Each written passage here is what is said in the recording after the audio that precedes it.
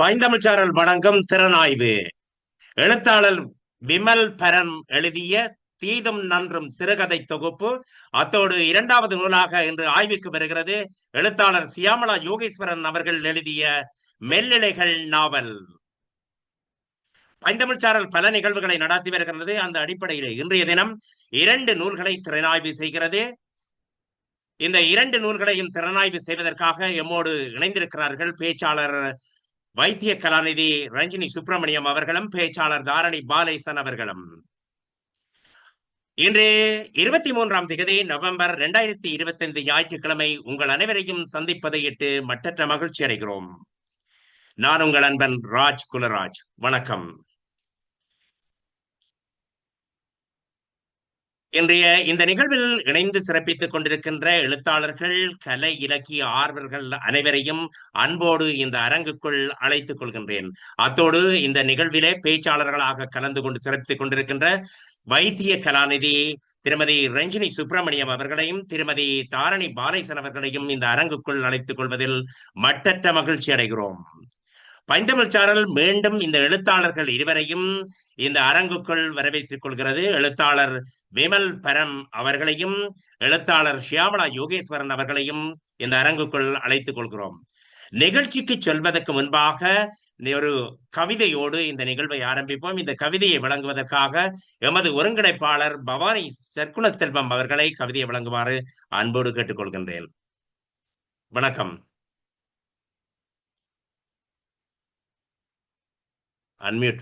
Mute எடுங்க பவானி, இது எடுங்க. உங்களோட இது ஒளிவாங்கிய சரி செய்யுங்க.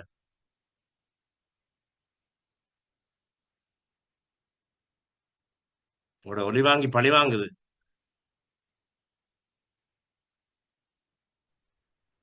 இல்ல எடுபடை இல்லை. உங்க ஒளிவாங்கி என்ன எடுபடை இல்லை. மியூட்ல இருக்கிறீங்க.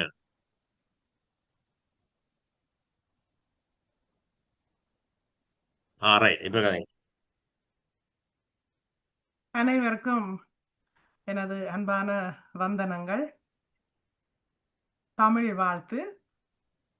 என் தாய்மொழி தங்கத் தமிழே, தரணி புகழ் செம்மொழியே, தென்றல் தேரேற்றி உன்னை அழைத்து வரும் தேவர் குலம் சேர்ந்து வந்து வாழ்த்துரைக்கும் கவி சொல்லும் அரங்கில் நிறைவாய், கற்றோர் கைகளிலே என்றும் தவழ்வாய், பன்னிசையாய் நெஞ்சம் குழைப்பாய், பாமர மக்கள் பாடும் நல்லிசையாய் நிறைவாய், மேகலையாய் சிலம்பாய் அணி செய்தாய், திருக்குறளாய் திகழ்ந்தாய் தித்திக்கும் தேவாரமாகி, வித்திக்கும் ஒலித்தாய் செந்தமிழே என்று கணனி ஏறி கலக்குகின்ற மின்தமிழே என் தமிழே, என்றும் மாறா இளமை பூண்டு கவிஞர் வார்த்தையிலே நின்று வளர், மின்னல் அழகே மிளிர்கின்ற மென்தமிழே, கண்ணல் கரும்பாய் காதில் இனிக்கின்ற தங்கத் தமிழே, தரணி புகழ் செம்மொழியே, கவிதை பல கோடி தந்து வாழ்த்துகிறேன். தங்கத் தமிழே, தரணி புகழ் செம்மொழியே, கவிதை பல கோடி தந்து வாழ்த்துகிறேன். நன்றி, வணக்கம். நன்றி திருமதி பவானி சர்க்குண செல்வம் அவர்களே. பைந்தமிழ்ச்சாரல் வழங்கும் திறனாய்வு நிகழ்விலே இன்று எழுத்தாளர் விமல் பரம் அவர்களுடைய தீதும் நன்றும் சிறுகதை தொகுதியும், எழுத்தாளர் சியாமளா யோகேஸ்வரன் அவர்கள் எழுதிய மெல்லிலைகள் நாவலும் ஆய்வுக்கு வந்திருக்கிறது. இந்த ஆய்விலே முதலாவதாக இந்த விமல் பரம் அவர்கள் பற்றிய ஒரு சிறு குறிப்பு. எழுத்தாளர் விமல் பரம் அவர்களின் சிறுகதை தொகுப்பு தீதும் நன்றும் என்ற நிகழ்ச்சியிலே அவர் எழுதிய இந்த நூலில் அவரை பற்றிய ஒரு சிறிதாக அறிமுகம் செய்து வைப்பதில் மட்டற்ற மகிழ்ச்சி அடைகிறோம். எழுத்தாளர் விமல் பரம் அவர்கள், இது இவரது புனைப்பெயர். இயற்பெயர் திருமதி விமலாதேவி பரமநாதன். இவர் பிறந்த இடம் கிளிநொச்சி மாவட்டத்தில் உள்ள பரந்தன் குமரபுரம். இவர் ஆரம்ப கல்வியை பரந்தன் இந்து மகாவித்தியாலயத்திலும் தொடர்ந்து யாழ் இந்து மகளிர் கல்லூரியிலும் கற்றார். சிறுவயதில் இருந்து கலை இலக்கியங்களிலும் புத்தகங்கள் வாசிப்பதிலும் ஆர்வம் அதிகம். இவரின் முதல் சிறுகதை 2014ஆம் ஆண்டு தமிழ் ஆஸ்திரேலியன் மாத இதழில் பிரசுரமானது. அதைத் தொடர்ந்து ஒரு பேப்பர், ஞானம், சிறுகதை மஞ்சரி, ஜீவநதி, தினக்குரல், தாய் வீடு, வணக்கம் லண்டன், காற்றுவெளி, நடு பதிவுகள் என்பவற்றில் பிரசுரமாகி இருக்கின்றன. சிறுகதை மஞ்சரி சஞ்சிகையின் ஆசிரியர் திரு நற்குண தயாளன் அவர்களால் இவரது சுமையும் சுகமும் யார் யார்கெடுத்துரைப்பேன் என்ற 2 சிறுகதைகளும் ஆங்கிலத்தில் மொழிபெயர்ப்பு செய்யப்பட்டன. இதுவரை 35 சிறுகதைகள் எழுதியிருக்கின்றார். சில கதைகளுக்கு பரிசு கிடைத்திருக்கின்றன.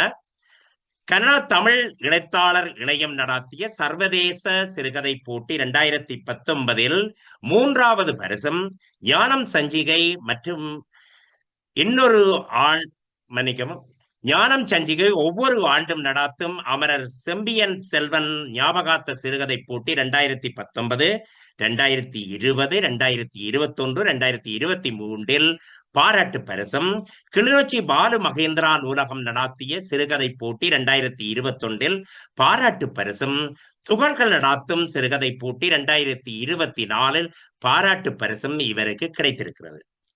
இந்த வருடம் 2025 இவருடைய தீதும் நன்றும் என்ற சிறுகதை தொகுதி ஜீவநதியின் வெளியீடாக வெளிவந்தது. அண்மையில் இது லண்டனில் அறிமுகம் செய்யப்பட்டு வைக்கப்பட்டது. இவரின் நூலை திறனாய்வு செய்ய இங்கு வந்திருப்பவர் திருமதி ஓய்வு பெற்ற வைத்திய கலாநிதி திருமதி ரஞ்சினி சுப்பிரமணியம் அவர்கள். இவரை எல்லோருக்கும் உங்களுக்கு தெரியும். இவர் பல நிகழ்விலே நம்மோடு இணைந்து சிறப்பித்திருக்கின்றார். இவரை இலங்கையில் வசிப்பவர், மருத்துவர். தனது அரச பணி ஓய்வின் பின்னர் கடந்த 6 ஆண்டுகளாக தனக்கு ஆர்வம் மிகுந்த இலக்கிய துறையில் ஈடுபட்டுள்ளார். நூல் நயவுரைகள், விழிப்புணர்வு கட்டுரைகள், சிறுகதைகள் எழுதி வருகின்றார். இணையவழி கருத்துரையாடல்கள், நூல் விமர்சன உரைகள் ஆகியவற்றில் பங்கு பெற்றி உள்ளதுடன் ஞானம் சஞ்சிகையின் சிறுகதை மற்றும் நாவல் போட்டிகளில் நடுவராக பங்கு பெற்றியும் உள்ளார். இவர் எழுதிய பல சிறுகதைகள் பரிசுகள் பெற்றிருக்கின்றன. இவர் எழுதிய நெய்தல் நடை என்ற சிறுகதை தொகுப்பு அண்மையில் வெளியாகியது. இது தமிழ் இலக்கிய பரப்பில் பேசப்பட்டு வரும் ஒரு சிறந்த நூலாகும். இவருக்கு எமது வாழ்த்துகள். இந்த தீதும் நன்றும் என்ற சிறுகதை தொகுதியை விமர்சனம் செய்வதற்கு இந்த அரங்குக்குள் நான் அழைத்துக் கொள்வது பேச்சாளர், விமர்சகர், ஓய்வு பெற்ற வைத்திய கலாநிதி திருமதி ரஞ்சினி சுப்பிரமணியம் அவர்களை இந்த அரங்குக்குள் வரவேற்றுக் கொள்வதில் மட்டற்ற மகிழ்ச்சி அடைகிறேன். வணக்கம் டாக்டர் ரஞ்சினி சுப்பிரமணியம் அவர்களே. வணக்கம் ராஜ் அவர்களே. அனைவருக்கும் வணக்கம். விமல் பரம் அவர்களின் தீதும் நன்றும் சிறுகதை தொகுப்பு பற்றிய கருத்துரையை பைந்தமிழ் சாரலில் கூறுவதற்கு கிடைத்த சந்தர்ப்பம் மிக மகிழ்வானது. வாழ்க்கையை படித்தலும் அதன் உணர்வுகள் கொண்டு இலக்கிய வடிவங்களை படைத்தலும் ஒரு எழுத்தாளரின் உள்ளார்ந்த மனவிருப்பு. அத்துடன் பாரிய பிரச்சனைகள் எதுவுமற்ற ஒரு மனித சமுதாயத்தில் வாழ்வதை விட பிரச்சனைகளால் சூழப்பட்ட ஒரு சமுதாயத்தில் வாழ்தல் என்பது உணர்வுள்ள ஒரு படைப்பாளியின் எழுதுகோளுக்கு அதிக உந்துதல், கனதி என்பவற்றை தருகிறது. அந்த விதத்தில் எழுத்தாளர் விமல் பரம் அவர்களின் தீதும் நன்றும் என்ற சிறுகதை தொகுப்பு போருக்கு பின்னான இடர் சூழ்ந்த வாழ்வியல் பற்றிய பல முக்கிய பிரச்சனைகளை வெளிப்படுத்துகின்றது. அது மட்டுமல்லாமல் அவற்றின் தீர்வுக்கான நேர்வயமான சிந்தனையை ஊட்டக்கூடிய வழிமுறைகள் சிலவற்றையும் கூறி நிற்பதால் முக்கியத்துவமும் பெறுகிறது.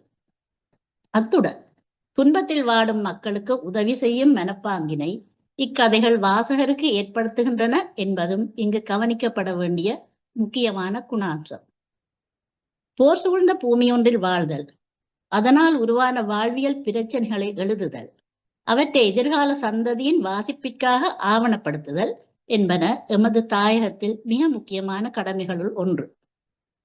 யுத்த பூமியொன்றில் வாழ்தல் எனும் கொடிய சந்தர்ப்பம் எல்லோருக்கும் வாய்ப்பதில்லை. வாய்த்தவர்கள் அனைவரும் அதை எழுதும் திறன் படைத்தவர்களும் அல்ல. எழுதும் திறன் படைத்தவர்கள் பலர் எழுத விரும்புவதும் இல்லை.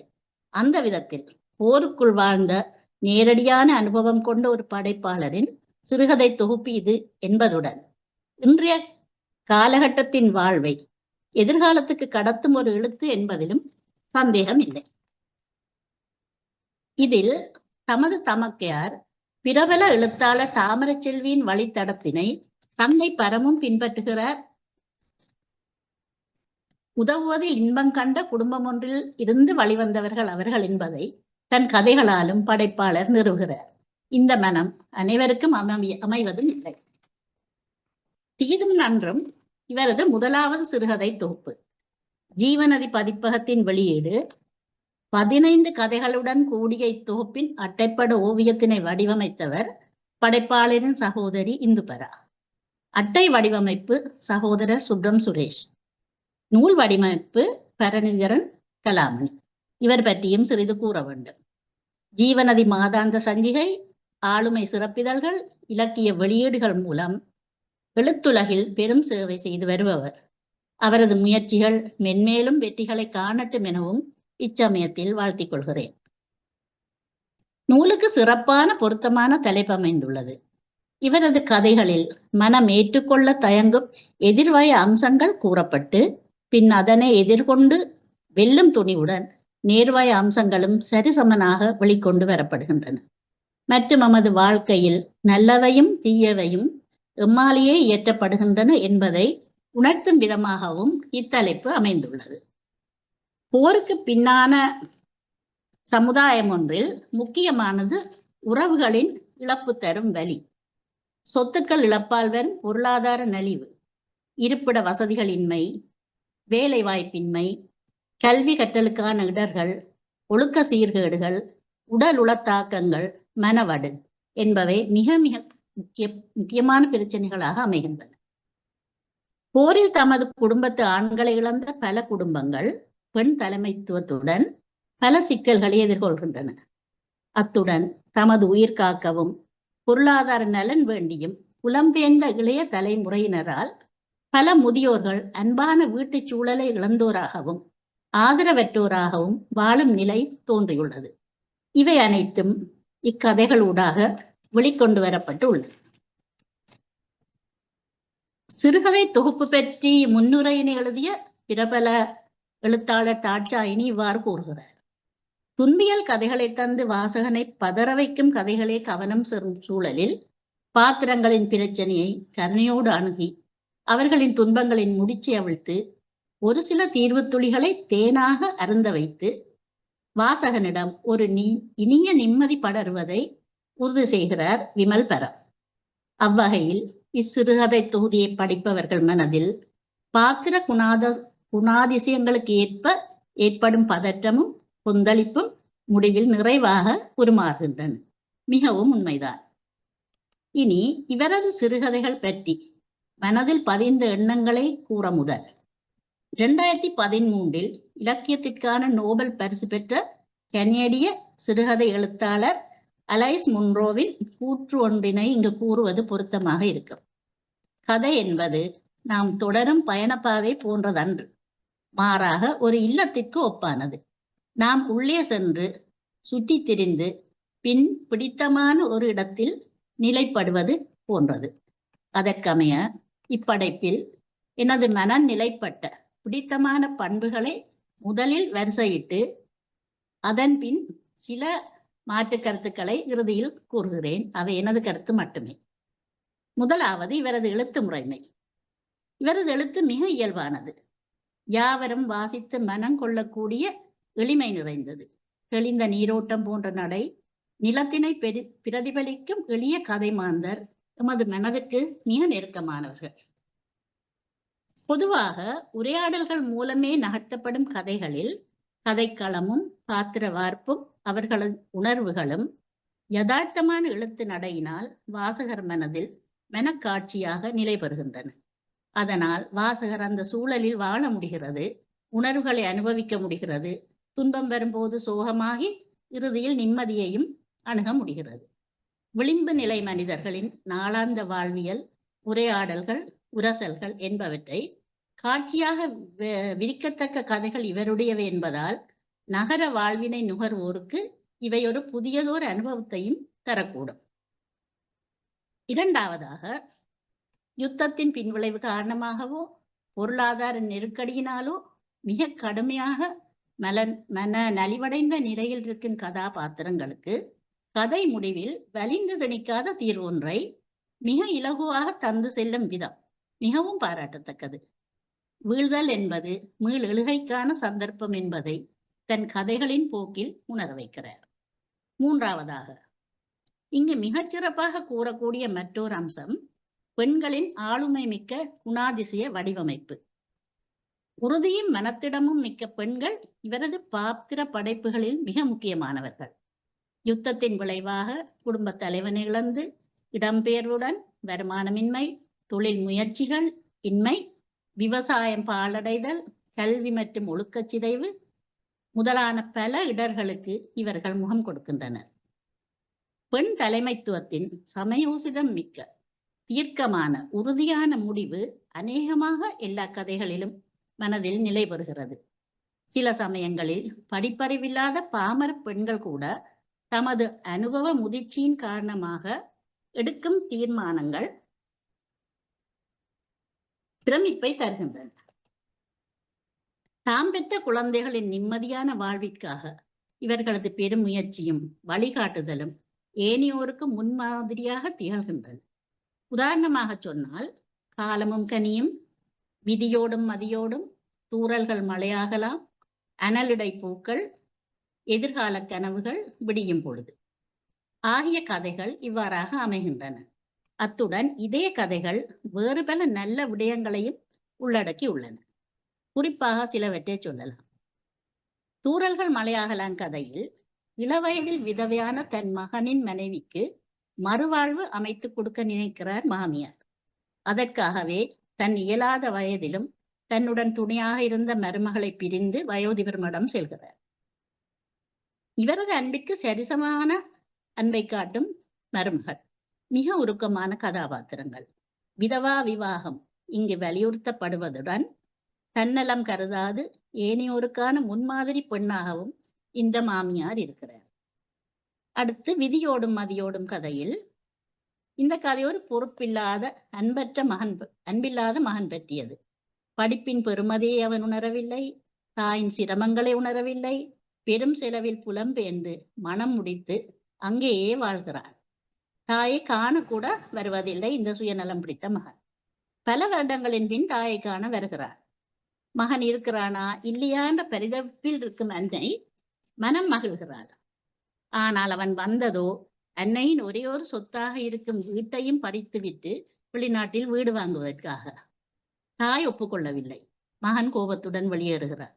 இக்கதையில் அந்த தாயிடம் என்னை கவர்ந்த அம்சம் கதையின் இறுதி வரிகள்.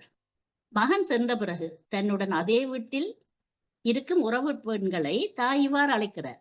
பசிக்குது அண்ணி, சாப்பிட வாங்குவாச்சி என்று. இவ்வசனங்களால் அத்தாயின் மனத்தெளிவும் திட சிந்தையும் சூழ்நிலையினை உணர்ந்த மனமாற்றமும் புலனாகின்றது. அந்த வரிகளை நான் மிகவும் ரசித்தேன். இந்த மகனைப் போலவே நன்றி மறந்த பலர் உண்டு. அனாதரவான நிலையில் உள்ளவர்களுக்கு ஆதரவு தருவோர் ஒரு பக்கம் இருக்க, பனியால் விழுந்தவனை மாடேறி மிதித்த கதையாக ஈவிரக்கமற்ற மனதோடு நடக்கும் மற்றொரு சாராரும் உள்ளனர். சொந்த பிள்ளைகளும் நெருங்கிய உறவுகளும் நெடுங்காலம் பழகியவர்களும் கூட இதுக்கு விதிவிலக்கில்லை. காலமும் கனியும் கதையில் நெருங்கி பழகிய ஒருவரின் சுயநலத்தினை கூறுகிறது. காணி பராமரிக்கப்பட்டு விளைச்சல் வந்ததும் பராமரிக்கப்பட்ட காணியை மீள கேட்கிறார். அந்த வருமானத்தையே நம்பியிருக்கும் ஒரு குடும்பம். இங்கும் தாயின் திடமான முடிவு மகனின் தொழில் முயற்சிக்காக எட்டப்படுகிறது.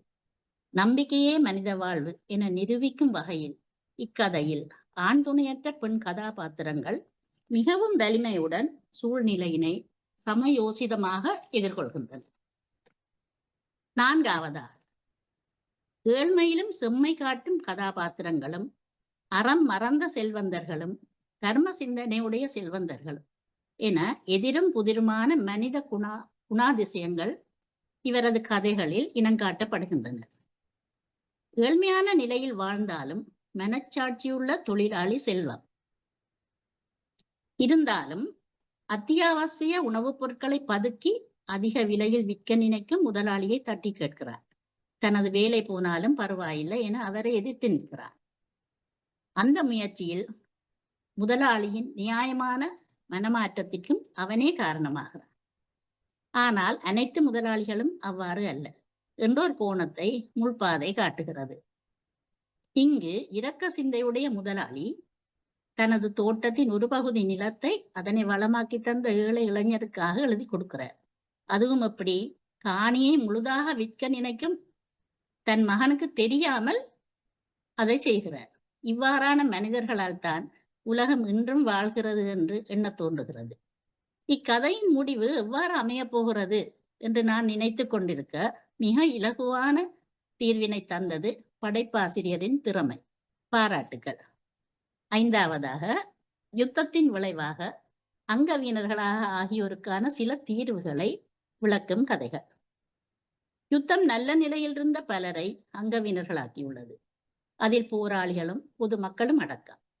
இவர்கள் மற்றவர்களில் தங்கி இருப்பதால் நெருங்கிய உறவுகளிடம் கூட ஏச்சு வாங்கும் நிலை. வாழ்தலுக்கான அவர்களது போராட்டம் மிக கொடியதாகிறது. இந்நிலையில் அங்கவீனர்கள் மற்றும் விசேட திறன் படைத்தவர்கள் சேர்ந்து ஒன்றாக இயங்குவதும் ஒருவருக்கொருவர் உதவி செய்து ஆதரவாக இருப்பதையும் மனத்திடத்துடன் வாழ்வினை எதிர்கொள்ள நினைப்பதையும் கருவாக கொண்ட கதை இறுகப்பற்று. எறிகணை வீச்சினால் கால்களை இழந்து சக்கர நாட்காலியில் வாழ்நாளை கழிக்கும் நிலையில் ஒரு இளைஞன் இந்த கதையில். காதலியும் மனம் மாறிவிட்டாள், தாயும் இறந்து விட்டாள். உடல் சோர்ந்த நிலையில் தேநீர் கேட்க கூட ஆளில்லாத நிலை. பழைய வாழ்வினை நினைத்து அவரது உருக்கமான நினைவுகளும் உரையாடல்களும் மனம் நெகிழ வைக்கின்றன. அவர் வைத்தியசாலையில் காத்திருக்கும் நேரத்தில் அவரது சக்கர நாட்காலியில் ஒருவர் இடறி விழப் போகிறார். இவர் கேட்கிறார், பார்த்து வரக்கூடாதா தம்பி என்று. அவர் சொல்கிறார், பார்வை இருந்தால் பார்த்து வந்திருப்பேன் என்று தொடர்ந்து அவரே கூறுகிறார், கண்ணில்லாத நாங்களே தைரியமா இருக்கிறோம், ஏன் நாங்களே ஒருத்தருக்கொருவர் உதவி செய்யக்கூடாது? இழப்பு எங்களை ஒன்று சேர்க்கும், எங்களுடன் வந்து பழகி பாருங்கோ, வாழ்வில் பிடிப்பு வரும் என்று. மிக மிக அருமையான நம்பிக்கை உணர்வை தந்த கதை. 6வதாக, முதுமையும் அதன் இயலாமையும். முதுமை தரும் இயலாமை மனதை விரக்தியடைய செய்வது. முதுமை என்பது பாரிய பிரச்சனையாக உருவெடுத்திருக்கும் காலமும் இது. முதற் காரணங்களாக யுத்தமும் புலம்பெயர்வும் முதியோருக்கு ஆதரவாக இருக்க வேண்டிய குடும்ப உறவுகளை இழக்கச் செய்தோ புலம்பெயர்ந்து செல்லும் நிலையையோ தந்திருக்கின்றன. இன்றைய பொருளாதார நிலை, விலைவாசி உயர்வு மற்றும் அவசர உலகம் இதற்கு காரணம். இப்படைப்பில் உள்ளவாறு முதியவர்களின் பிரச்சனைக்கு சுமூகமான தீர்வு எட்டப்பட்டால் மிக அருமையாக இருக்கும். முதியோர் எதிர்கொள்ளும் சிரமங்களும் இயலாமைகளும் ஏக்கங்களும் என பல கதைகளில் மனித உணர்வுகளை மிக அருமையாக வெளிப்படுத்தி உள்ளனர்.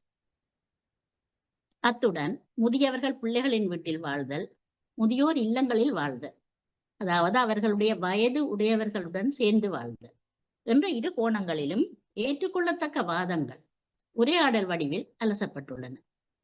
இதுவும் நடக்கலாம் என்ற கதையில் தந்தை வழி பேரனை வெளியேற்ற நினைக்கும் தாய் தந்தையை பார்த்து பேரன் கிரிச்சிட்டு கத்துகிறான், தாத்தாவை வீட்டை விட்டு துரத்துற மாதிரி நானும் உங்கள் 2 பேரையும் வீட்டை விட்டு துரத்துவேன் என்று.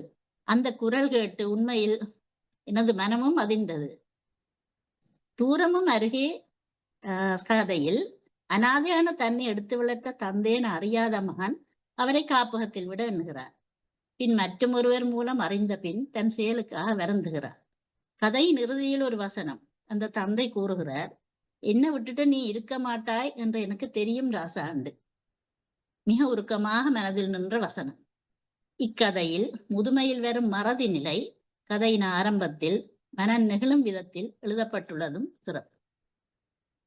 7வதாக, புலம்பெயர்ந்தவர்களால் அளிக்கப்படும் உதவிகளும் இருபக்க மனநிலைகளும் விலாவாரியாக அலசப்பட்டுள்ளன. ஆதரவற்றோருக்காக புலம்பெயர்ந்தவர்களால் செய்யப்படும் உதவிகள் பல உண்டு. அவை தாயகத்தில் உள்ளவர்களின் முன்னேற்றத்துக்கும் சில சமயங்களில் பொறுப்பற்ற சோம்பேறித்தனத்தை வளர்ப்பதற்கும் கூட துணை போகின்றன. அனலிடை பூக்கள் எதிர்கால கனவுகள் இவ்விடயமாக மனம் கொள்ளலாம். அனலிடை பூக்கள் கதையில் தந்தையை இழந்த குடும்பத்திற்கு உதவி செய்த ஒரு பெண்மணி வெளிநாட்டிலிருந்து தாயகம் வருகிறார். தனது உதவிகள் குடும்பத்தின் வாழ்வாதாரத்துக்கு வழிவகுத்ததை பார்த்து மனம் மிகவும் மகிழ்கிறார். அதே சமயம் அவரும் தர்ம சங்கடமான நிலையில் இருக்கிறார். இதுவரை தாயை பராமரித்து வந்த தம்பி புலம்பெயர நினைக்கிறார். இவருக்கும் இங்கு வந்து இருக்க முடியாத நிலை. என்ன நடக்கும் என்ற முடிவு இப்ப ஆவல் வாசகருக்கு உருவாகும். மிக இலகுவான உருக்கமான முடிவொன்றை உதவி பெற்றவரின் மகள் சாந்தி கூறிய போது மனம் நெகிழ்வானது. அம்மம்மாவை இங்க கொண்டு விடுங்க ஆண்டி, நாங்கள் கவனமா பார்க்கிறோம். தருமம் தலைகாக்கும் என்பதை நிரூபித்தபடி சொல்லப்பட்ட இந்த வார்த்தைகள் அமிர்தமாகத்தான் இருந்திருக்கு. ஒரு சிறிய பெண்ணாயினும் அவள் மூலமாக அழகான தீர்வு கதாசிரியையின் திறமையும் ஆகும். அதே நேரம் புலம்பெயர்ந்தவர்கள் தமது ஆடம்பரங்களை குறைத்து தாயகத்தில் உள்ளோருக்கு உதவுகின்றனர் என்பதை உணராத தாயகத்தில் வாழும் இளைய தலைமுறையினரும் மூத்த தலைமுறையினரும் உண்டு என்பதை தொட்டு செல்லும் கதை எதிர்கால கனவுகள். எனினும் இறுதியில் பிழைகள் உணரப்பட்டு நன்முடிவே எட்டப்படுகிறது. 8வது, குடும்பம் என்ற அமைப்பு பற்றியும் குழந்தை வளர்ப்பின் மனநிலைகள் பற்றியும் சிந்தனையை தூண்டும் வண்ணம் சில கதைகள் பேசுகின்றன. குழந்தை வளர்ப்பு ஒரு கலை. பெற்றோரின் வளர்ப்பு முறையும் வார்த்தைகளும் சிறுவரின் மனதில் காட்சி படமாக நிலை கொள்ளும். குழந்தைகளை தமது உடைமையாக நினைத்து வளர்ப்பதும் அவர்கள் வளர்ந்த பின்னும் தமது உரிமையினை நிலைநாட்ட எண்ணுதலும் எதிர்வயமான விளைவுகளையே தரும். புலம்பெயர்ந்து வாழும் சில குடும்பங்கள் அளவுக்கு அதிகமான கண்டிப்பு, பாதுகாப்பு, நாகரிகம் என்ற பெயரில் குழந்தைகள் தமது பெற்றோரின் தாயகத்துக்கு செல்லாமல், கணவனின் அல்லது மனைவியின் பெற்றோர்களை அண்டவிடாமல், தமிழ் மொழி அறியாமல் வளர்த்து விடுகிறார்கள். இவ்வாறான ஒரு தாய் கதைதான் தீதும் நன்றும். அந்த தாய் இவ்வாறாக மகனை வளர்த்து தான் தேர்ந்தெடுத்த பெண்ணையே மகனுக்கு மனம் முடித்தும் வைக்கிறார். மனமான பின்னும் தன் வீட்டில் தனது கட்டுப்பாட்டில் வைத்திருக்கிறார். ஆனால் மகனோ முற்பகல் செய்யும் பிற்பகல் விளையும் என்பதாக மனைவியின் சொல் கேட்டு அமெரிக்காவுக்கு செல்கிறார். இப்போது இந்த தாய் தன் மகனுக்காக மன வருத்தத்துடன் காத்திருக்கிறார். இந்நிலையை இன்று பல பெற்றோர்கள் எதிர்கொள்கின்றனர். இது போலவே ஒரு தந்தையின் கதையும் உள்ளது. அது ஒரு வித்தியாசமான கதை. தனது விருப்பினை மட்டுமே முதன்மைப்படுத்தும் ஆணாதிக்கமும் பிடிவாத குணமும் மிக்க கணவனால் மிகுந்த மன இறுக்கத்தில் மனைவியும் குழந்தையும் வாழ்கின்றனர். கதையின் இடையில் மனைவியின் கூற்றாக ஒரு வசனம், அவரின் குணத்திற்கேற்ப என்னை மாற்றிக்கொண்டேன், வீடு அமைதியானது. இது இன்றும் பல பெண்களின் நிலை. அந்த தந்தை மகன் விரும்பிய படிப்பை படிக்கவோ பெண்ணை திருமணம் செய்யவோ விடவில்லை. அதனால் மகளும் திருமணத்திற்கு சம்மதிக்கவில்லை. இந்த மனவேதனையுடன் அந்த தந்தை திடீர் மரணமாகிறார். அதன்பின் தாயின் உதவியுடன் பிள்ளைகள் தாம் விரும்பிய திருமண வாழ்வினுள் செல்கின்றனர். ஆனால் அவர்களாலும் தாயுடன் இருக்க முடியாத நிலை. அவர் கூறுகிறார், இடத்தில் மனம் விட்டு சிரிக்க, வாய் விட்டு கதைக்க எனக்கு ஒரு இடம் வேண்டும் என ஏங்கி முதியோர் இல்லம் செல்ல நினைக்கிறார். தாய்க்கு பிள்ளைகள் சொல்லும் வார்த்தைகள் இங்க முக்கியமானது. மகள் கூறுகிறார், சனங்கள் அறிஞ்சா என்ன சொல்லும்? தாய் முதியோர் இல்லத்துக்கு போறது விருப்பம் இல்லை. மகன் கூறுகிறார், எங்களுக்கு மரியாதை இல்லை. இன்றைய தலைமுறையினர் இதற்காகத்தான் பயப்படுகிறார்களா? முதியவர்களின் எதிர்காலம் இதுவாகத்தான் இருக்குமா என்ற அச்சம் ஏற்படுகிறது. இக்கதை தனக்குள்ளே பல ஆழமான விடயங்களை, சமூக பிரச்சனைகளை உள்ளடக்கி உள்ளது. இன்னொரு கதையில் ஆதுரா மாதுரா என 2 மகள்களின் கதை. இவர்களின் குணாதிசயங்கள் கதையின் தன்மைக்கேற்ப சீராக எழுதப்பட்டுள்ளன. ஒரு மகள் குடும்ப நலன் சார்ந்து இயங்குவாள், மற்றவள் சுயநலமானவள். இதற்கு காரணம் பாரபட்சமான வளர்ப்பு முறை. 2 மகள்களின் எதிரும் புதிருமான மன ஓட்டமும் அதனால் வரும் எதிர்கால சிக்கல்களையும் இந்த கதை கூறுகிறது. இதுவும் ஒரு வித்தியாசமான கதை. இனி சில மாறுபட்ட கண்ணோட்டங்கள். இவரது கதைகளில் 1-2 தவிர ஏனையவை தன்மை பரவலாகவே எழுதப்பட்டுள்ளன. இது தவறல்ல. அத்துடன் உணர்வுகளை மிக இலகுவாக வெளிப்படுத்துவதற்கும் அது வசதியாகத்தான் இருக்கும். எனினும் படர்க்கை பரவலில் எழுதுவதும் வாசிப்பதும் வித்தியாசமான அனுபவத்தை தரும். இது பற்றி இங்குள்ள இலக்கியவாதிகள் சில கருத்துக்களை கூறினால் நாங்களும் கேட்டு திருந்திக் கொள்ளலாம். போர் நடந்த பூமி ஒன்றினை ஆவணப்படுத்துதல் மிக முக்கியமானது, சந்தேகமே இல்லை. ஆனால் போர் சார்ந்த பிரச்சனைகள் தவிர வாழ்வின் பல்வேறு முகங்கள் உள்ளன. இன்று புலம்பெயர்ந்து வாழும் களங்களில் முற்றிலும் மாறான கலாச்சார முன்னெடுப்புகள், முகங்கொடுத்தல்கள் உள்ளன. எழுத்தாளர் இப்போது இந்த இரு நிலங்களிலும் வாழ்பவர். இவை அனைத்தும் இனிவரும் அவரது கதைகளில் காண்பதற்கு மிக ஆவலாக இருக்கிறேன். அடுத்து, நேர்வயமான முடிவுகள் மனதிற்கு நிறைவை தருகின்றன. உண்மைதான். வாழ்க்கை நேர்வயமான நிகழ்வுகளை மட்டுமே கொண்டதல்ல, தீதும் நன்றும் நிறைந்ததுதான். நேர்வயமான முடிவுகள் மனதுக்கு இனியவை என்றாலும் அதுவே முடிவாக அமைய வேண்டும் என்பது நியதி அல்ல என்பது எனது தனிப்பட்ட கருத்து. பொதுவாக உரையாடல் மூலமே கதைகள் நகர்கின்றன. அவை நீண்ட உரையாடல்களாகவும் ஒரே சாயலிலும் இருப்பின் அவற்றை தவிர்த்துக் கொள்ளலாம். அடுத்து, எழுத்தாளர் பவானி சற்குணசெல்வம் தனது இந்நூல் பற்றிய கருத்துரையில் கூறியவாறு, படிமங்கள், உவமைகள், உணர்வு நிலைகள் கதைகளுக்கு அவசியமானவை என்பதையும் மனம் கொள்ளலாம். ஆனால் என்னை பொறுத்தவரை எழுதிய வரிகளுக்கு இடையில் எழுதப்படாத உணர்வுகளை இனம் காணக்கூடிய விதமாக இவரது கதைகள் அமைந்திருக்கின்றன என்பதும் உண்மைதான். அடுத்து, ஒவ்வொரு படைப்பும் எழுதியவருக்கு அவரது குழந்தை. அதனை நான் மதிக்கவே விரும்புகிறேன். பொதுவாக நான் நிறைகளை மட்டுமே கூறுவேன், பெருங்குறைகள் இல்லாவிட்டால் குறிப்பிட விரும்புவதும் இல்லை. ஏனென்றால் மற்றவர்களின் குறைகளை பூத கண்ணாடி கொண்டு பார்க்க முதல் எமது எழுத்தில் அதே பிழைகளை நாம் செய்து கொண்டிருக்கக்கூடும் என்பது முதல் காரணம். எனினும் குறைகள் எதுவும் குறிப்பிடாவிட்டால் அதற்கு முகம் பார்த்து புகழ்தல் என்ற மாதிரி ஆகிவிடக் கூடாது என்பதற்காக இந்த சில கருத்துக்களை சொன்னேன். முடிவாக, சிறுகதையை பற்றி பல பேர் பலவிதமாக சொல்லியிருக்கிறார்கள். ஒரு சிறுகதையிலிருந்து சிறுகதையை கழித்த பின் எது மிஞ்சுகிறதோ அதைத்தான் நாம் வீட்டுக்கு எடுத்து செல்கிறோம் என்ற கூற்றை நான் கேள்விப்பட்டிருக்கிறேன்.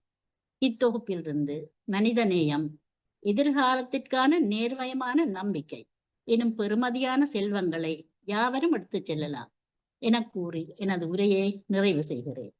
படைப்பாளருக்கு மனமார்ந்த நல்வாழ்த்துக்கள். இதுவரை செவிமடுத்த இலக்கியவாதிகள் அனைவருக்கும் பைந்தமிழ் சேனல் நிகழ்வின் ஒருங்கிணைப்பாளர் பவானி சற்குணசெல்வம் அவர்களுக்கும் நிகழ்ச்சி தொகுப்பாளர் ராஜ்குலராஜ் அவர்களுக்கும் எனது மனமார்ந்த நன்றிகள். வணக்கம்.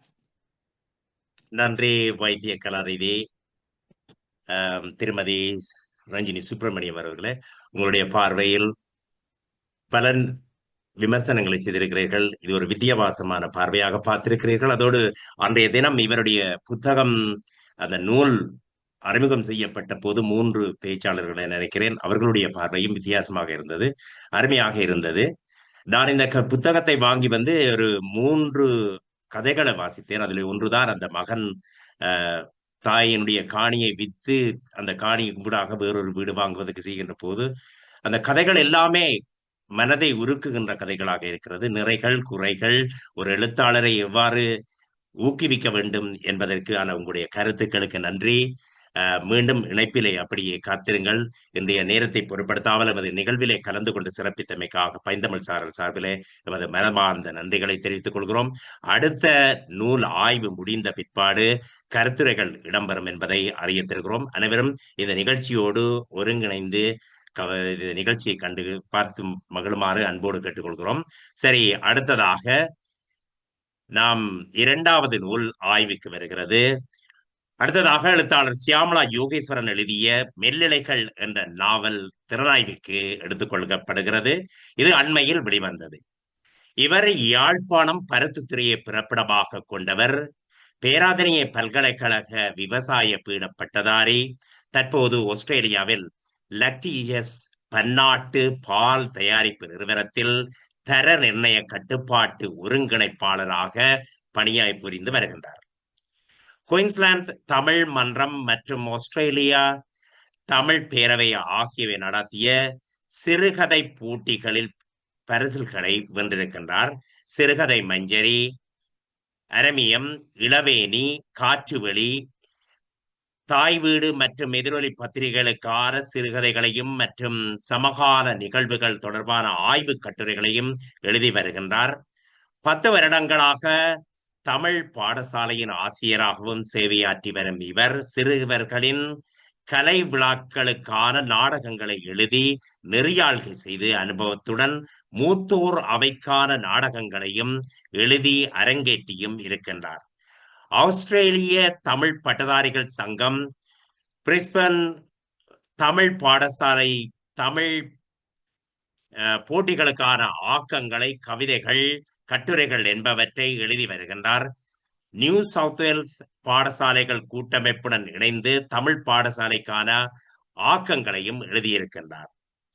நாவல்களாக இதயராகம், கானல் நீர், மெல்லிழைகள் என்பனவும், சிறுகதை தொகுப்புகளாக உறவுகள், மனங்களின் வடிவங்கள் மற்றும் விடியல் போன்றவற்றுடன் இணையில்லாத இந்து மதம் என்னும் நூல் இந்து மதத்தை அறிவியலுடன் இணைத்து இன்றைய சந்ததியினருக்கு புரியும் வகையில் ஆங்கிலத்திலும் தமிழிலும் எழுதப்பட்டு நூல் வடிவம் கண்டிருக்கிறது.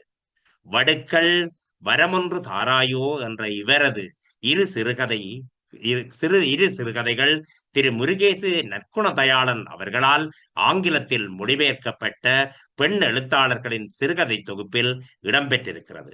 2022 ஆண்டில் இதயராகம் என்ற நாவலும் 2023 ஆண்டில் கானல் நீர் என்ற நாவலும் அரச இலக்கிய விருதுக்காக பரிந்துரை செய்யப்பட்டிருக்கின்றன.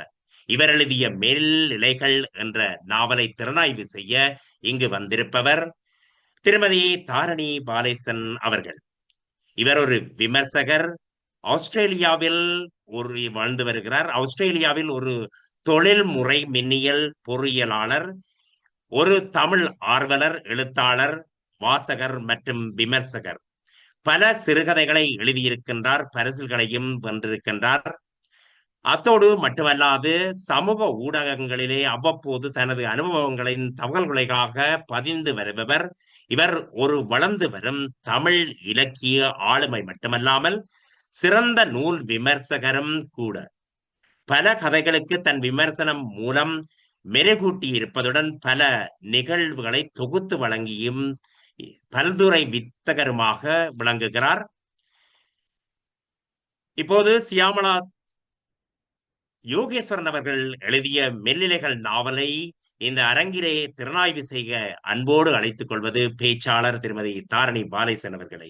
இவரை அன்போடும் தமிழ் பண்போடும் இந்த அரங்குக்குள் வரவேற்றுக் கொள்வதில் மட்டற்ற மகிழ்ச்சி அடைகிறேன். வணக்கம் திருமதி தாரணி பாலேசன் அவர்களே. வணக்கம். வணக்கம். வணக்கம். கல் தோன்றி மண் தோன்றா காலத்தே முன் தோன்றிய மூத்த குடி வந்த என் தமிழ் மக்களுக்கு எனது அன்பார்ந்த வந்தனங்கள். எழுத்தாளர் திருமதி சியாமளா யோகேஸ்வரன் அவர்களின் மெல்லிழைகள் பற்றிய எனது கருத்துக்களை உங்களுடன் பகிர்ந்து கொள்ளும் அரிய வாய்ப்பை எனக்கு அளித்த பைந்தமிழ் சாரலுக்கு என் முதற்கண் நன்றிகள். திருமதி சியாமளா யோகேஸ்வரன் அவர்கள் பிரிஸ்பேன் ஆஸ்திரேலியாவில் வசித்து வருகின்றார். நானும் இங்கு வசிப்பதால் அவரை அடிக்கடி காணுவதுண்டு. சியாமளா அக்கா என விழித்து அழைப்பேன். மிகவும் குறுகிய காலத்தில் 3 நாவல்கள், இதயராகம், கானல் நீர், மெல்லிழைகள், அதோடு 3 சிறுகதை தொகுப்புகள், உறவுகள், படிவங்கள், விடியல். அத்தோடு மட்டுமல்லாமல் இந்து சமயம் பற்றிய நூல் இணையுள்ளா இந்து மதம் என்ற நூல்களை எழுதி வெளியிட்டது அவருக்கு எழுத்து மீதுள்ள ஆர்வத்தை காட்டுகின்றது. அத்தோடு மட்டுமல்லாமல் அவருக்கு தன் தாய்மொழி மீது உள்ள பற்று, அவரது குடும்பத்தினர் கொடுக்கும் ஆதரவு, ஒத்துழைப்பு, வாசகர்களாகிய நீங்கள் நாங்கள் கொடுக்கும் ஆக்கப்பூர்வ விமர்சனங்கள் அவரை மென்மேலும் எழுத தூண்டியுள்ளன என்று கூறினால் மிகையாகாது. அவருடைய 3வது நாவல் தான் இந்த மெல்லிழைகள். சென்ற வருடம் வெளிவந்த இந்த மெல்லிழைகள் நாவலின் அட்டை படத்தை பார்க்கும் போதே தெரிகின்றது இதன் கதை களம் நமது தாயகமாகத்தான் இருக்க வேண்டும் என்று. அந்த உயர்ந்து நீண்டு வளர்ந்த தென்னை மரம், ஓலை குடிசை, அதன் முன்னொரு மூதாட்டி, அந்த ஆட்டுக்குட்டி அப்படியே எம் நினைவுகளை தாயகத்திற்கு கூட்டிச் செல்கின்றன. முதலாவதாக சியாமளாக்கா இந்த நாவலை அர்ப்பணிப்பு செய்துள்ளார். உயிரின் பெருமதி அறிந்திருந்தும் இனத்தின் வலி புரிந்து இளகிய இதயத்தை அழுத்திய உணர்வுகளின் கனத்தால் பிறப்புக்கோர் அர்த்தம் தந்து மரணித்த எம் மகாத்மாக்களுக்கு நானும் அந்த மகாத்மாக்களுக்கு எனது வீர வணக்கத்தை தெரிவித்துக் கொள்கின்றேன். இந்த மெல்லிழைகள் நாவல் 18 அத்தியாயங்களை கொண்டது. முதலாவது அத்தியாயம் ஒரு தாய்க்கும் மகனுக்குமான உரையாடலுடன் ஆரம்பிக்கின்றது. கல்வி பொதுத்தராதர உயர்தர பரீட்சை எழுத காத்திருக்கும் மகன் செந்தில், அவனை விழுந்து விழுந்து கவனிக்கும் தாய் சுகுணா. இந்த உயர்தர பரீட்சை என்பது தாயகத்தில் பலருடைய வாழ்க்கையை நிர்ணயிக்கும் ஒரு காரணியாக அமைந்துள்ளது என கூறலாம். அந்த பரீட்சைக்கு பின்பும் மேலும் கல்வியை தொடர விடாத விடத்தும் ஆனாலும் பொருளாதாரத்தில் ஒரு ஸ்திரமான நிலைமைக்கு வரும் அதிர்ஷ்டம் ஒரு சிலருக்கே அங்கு கிடைக்கின்றது. அங்கு நிலவும் வசதி வாய்ப்புகள் அரசாங்கத்தின் ஆதரவின்மை காரணமாக இருக்கலாம். அதனால் தானோ என்னவோ இந்த உயர்தர பரீட்சைக்கு பின்பும் தனது மகனோ மகளோ மேற்படிப்பை தொடர்கின்றான் எனும் போது நமது பெற்றோர் ஒரு நிம்மதி பெருமூச்சு விடுகின்றனர். அப்படி எம் வாழ்க்கையுடன் பின்னி பிணைந்த ஒரு விடயம்தான் அந்த முதலாவது அத்தியாயத்தில் அந்த தாய்க்கு மகனுக்குமான உரையாடலில் சியாமளாக்கா கூறுகின்றார். அப்படி அடுத்தடுத்த அத்தியாயங்களை பார்க்கும் போது இந்த தமிழர் பண்பாடு அல்லது பெரியோர்களால் சந்ததி சந்ததியாக கூறப்பட்டு வந்த விடயமோ தெரியவில்லை. எம் பெற்றோர் தம் குழந்தைகளுக்கு நிகராக தம் குழந்தைகளின் நண்பர்களை உபசரிக்கும் விதம், அதை சியாமளாக்கா எழுதியுள்ளார். செந்திலின் நண்பன் சந்திரனை செந்திலின் தாய் சுகுணா உபசரிக்கும் விதம், செந்திலை சந்திரனின் தாய் சுமதி உபசரிக்கும் விதம், அந்த தமிழ் பண்பாடு அழகாக சியாமளாக்கா எழுதியுள்ளார். ஒரு நண்பர் குலாம் என்று பேசிக்கொண்டோ விளையாடிக்கொண்டோ இருக்கும் போது அதன் அருகே யாரோ ஒருவனுடைய பெற்றோர் தான் நிற்கின்றார் என்றால் வெளியிலிருந்து பார்க்கும் எமக்கு அது யாருடைய பெற்றாராக இருக்கும் என்று அனுமானித்து விட முடியாது. எல்லோரையும் சமனாக பார்க்கும் அந்த பண்பாடு இதில் எழுதப்பட்டுள்ளது. நமது பெற்றோர்கள், எமது நண்பர்களின் பெற்றோர்கள், முக்கியமாக நான் வன்னி பெருநில பரப்பில் வாழ்ந்த போது என்னை உபசரித்த, என்னை அன்பாக உபசரித்த எனது நண்பர்களின் பெற்றோர்களை இது ஞாபகப்படுத்தியது. உபசரிப்பார்கள், அன்பை பொழிவார்கள், சில வேளைகளில் அதட்டவும் செய்வார்கள். இப்படி எம் வாழ்வியலுடன் பின்னி பிணைந்த விடயங்களை சியாமளாக்கா எழுதியுள்ளதன் மூலம் இந்த நாவல் எங்களுக்கு மிகவும் நெருக்கமான சம்பவங்களை வைத்து எழுதப்பட்டது யதார்த்தமான நாவல் என்பதை வாசகர்களாகிய நாங்கள் முதல் 2 அத்தியாயங்களை வாசிக்கும் போதே அனுமானித்து விடக்கூடியதாக உள்ளது. சில நாவல்களில் மெருகூட்டல் இருக்கும், சுவாரஸ்யத்தை அதிகரிப்பதற்காக மெருகூட்டல் இருக்கும், அல்லது வாசகரின் ஏதாவது ஒரு தகவலை வாசகரின் மனத்தில் ஆழ பதிய வைக்க வேண்டும் என்பதற்காக ஒரு மெருகூட்டல் இருக்கும். அது ஒரு வகை.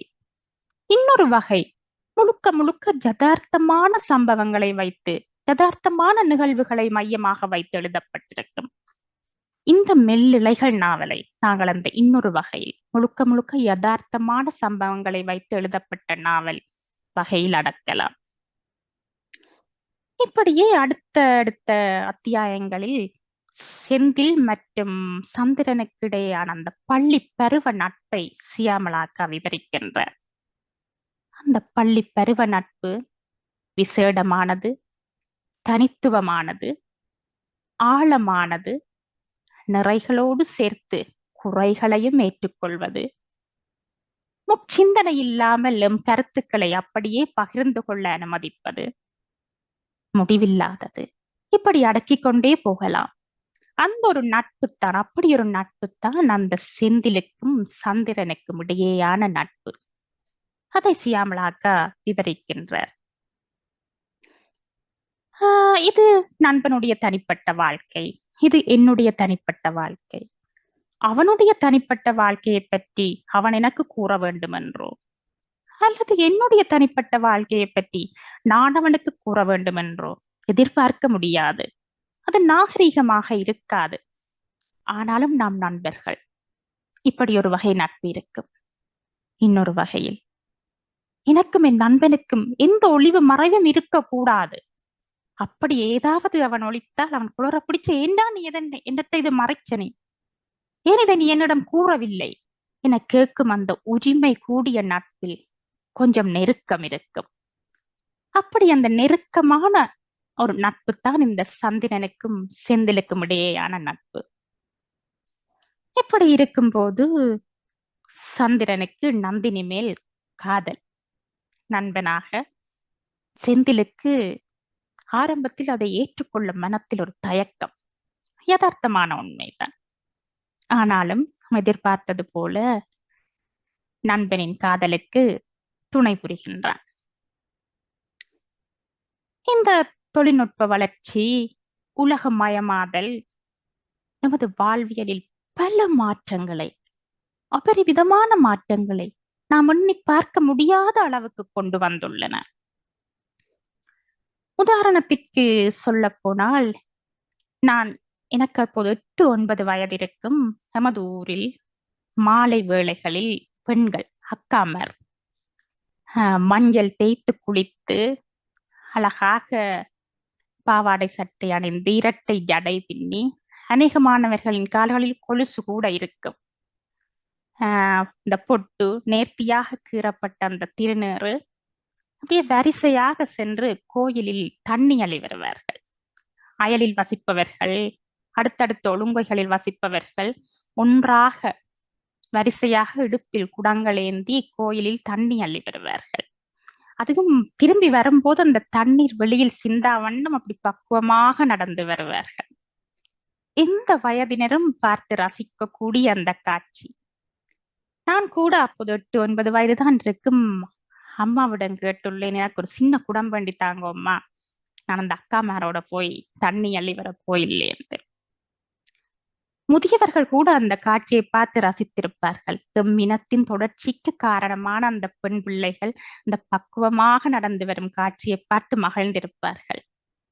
அதே நேரத்தில் அந்த அக்காமாரை ரசிக்க ஒழுங்கை முடக்குகளில், மிதிவண்டிகளில் அண்ணாமார் காதல் கடிதங்கள் பரிமாறப்பட்டதும் பல காதல்களும் உதித்ததும் அந்த தருணத்தில், அந்த மாலை வேளைகளில், அந்த தண்ணி அள்ளி வரும் நேரத்தில் தான். ஆனால் இப்போது நான் ஊருக்கும் போகும்போது அப்படி காட்சி ஒன்றையும் நான் காணுவதில்லை. நிறையவே மாறிவிட்டது. ஆனாலும் சில விடயங்கள் இன்னமும் மாறவில்லை. அந்த கோயில் திருவிழாக்களில் நடைபெறும் பெண் பார்க்கும் படலங்களும் உதிக்கும் காதல்களும் இன்னமும் தொடர்ந்து கொண்டுதான் இருக்கின்றன. பட்டு பாவாடை அணிந்து அணிகலன்களுடன் தலையில் பூச்சூடி கொள்ளென்று சிரித்தபடி வலம் வரும் பெண்கள் கொஞ்சம் மிடுக்காக இருப்பார்கள். அவர்களின் பின்னே வரும் இளைஞர் கூட்டம். அதை இப்போதும் நான் கண்டுள்ளேன். அப்படி ஒரு காட்சிதான் சியாமளாக்கா அடுத்த அத்தியாயத்தில் எழுதியுள்ளார். நந்தினியின் நண்பிகள் கோயில் திருவிழாவில் அந்த பெண்கள் நந்தினியின் நண்பிகளின் கூட்டத்திற்கு பின் வரும் சந்திரன் மற்றும் செந்தில். அப்படி நாம் கண்டு மகிழ்ந்த அந்த காட்சியை அப்படியே கண்ணுக்கு முன் கொண்டு வந்தது போல இருந்தது அந்த அத்தியாயம். இதனிடையே திடீரென நந்தினியின் வீட்டில் நந்தினி சந்திரனின் காதலுக்கு எதிர்ப்பு.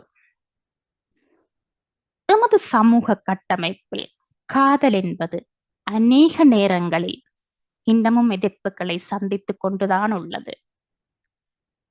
ஆண் மகனின் பொருளாதார நிலைமை, பெண் அவளுக்கு சமூகத்தில் நிலவும் பெயர், காதலனின் பெற்றோரின் விருப்பு வெறுப்பு, காதலியின் பெற்றோரின் விருப்பு வெறுப்பு, அவர்களின் உறவினர்கள் நண்பர்கள் கூறும் கருத்துக்கள், இப்படி பல காரணிகள் அநேக நேரங்களில் காதலை எதிர்த்து கொண்டுதான் உள்ளன. அதுவும் பள்ளி பருவ காதல் என்னும் போது உன்னுடைய வாழ்க்கை துணையை தெரிவு செய்யும் முதிர்ச்சியோ பக்குவமோ அனுபவமோ உனக்கு காணாது. உனக்கேற்ற வாழ்க்கை துணையை உன்னிலும் பார்க்க அனுபவத்திலும் வயதிலும் பக்குவத்திலும் கூடிய நாங்கள் தெரிவு செய்கின்றோம் என பெரியோர். சந்தர்ப்பத்திற்கு சந்தர்ப்பம், சூழ்நிலைக்கு சூழ்நிலை, சில வேளைகளில் பெரியோர் சரியாக இருக்கின்றனர், சில வேளைகளில் அந்த இளம் காதலர் சரியாக இருக்கின்றனர். அப்படித்தான் இங்கும் சந்திரன் மற்றும் நந்தினி காதலுக்கு எதிர்ப்பு. சந்திரன் துவண்டு போகின்றான். சந்திரனின் தாய் சுமதி ஏழ்மையில் வாடும் அந்த தாய்க்கு எதுவுமே புரியவில்லை. மகன் வாட்டமாக இருப்பது மட்டும் புரிகின்றது. சந்திரனுக்கு துணை நிற்பது சக வயது தோழன் செந்திலும் அவனது நண்பி சுதாவும் தான். ஆனால் நந்தினி வீட்டில் அவசரமாக அவளுக்கு மாப்பிள்ளை பார்த்து திருமண ஏற்பாடுகள்.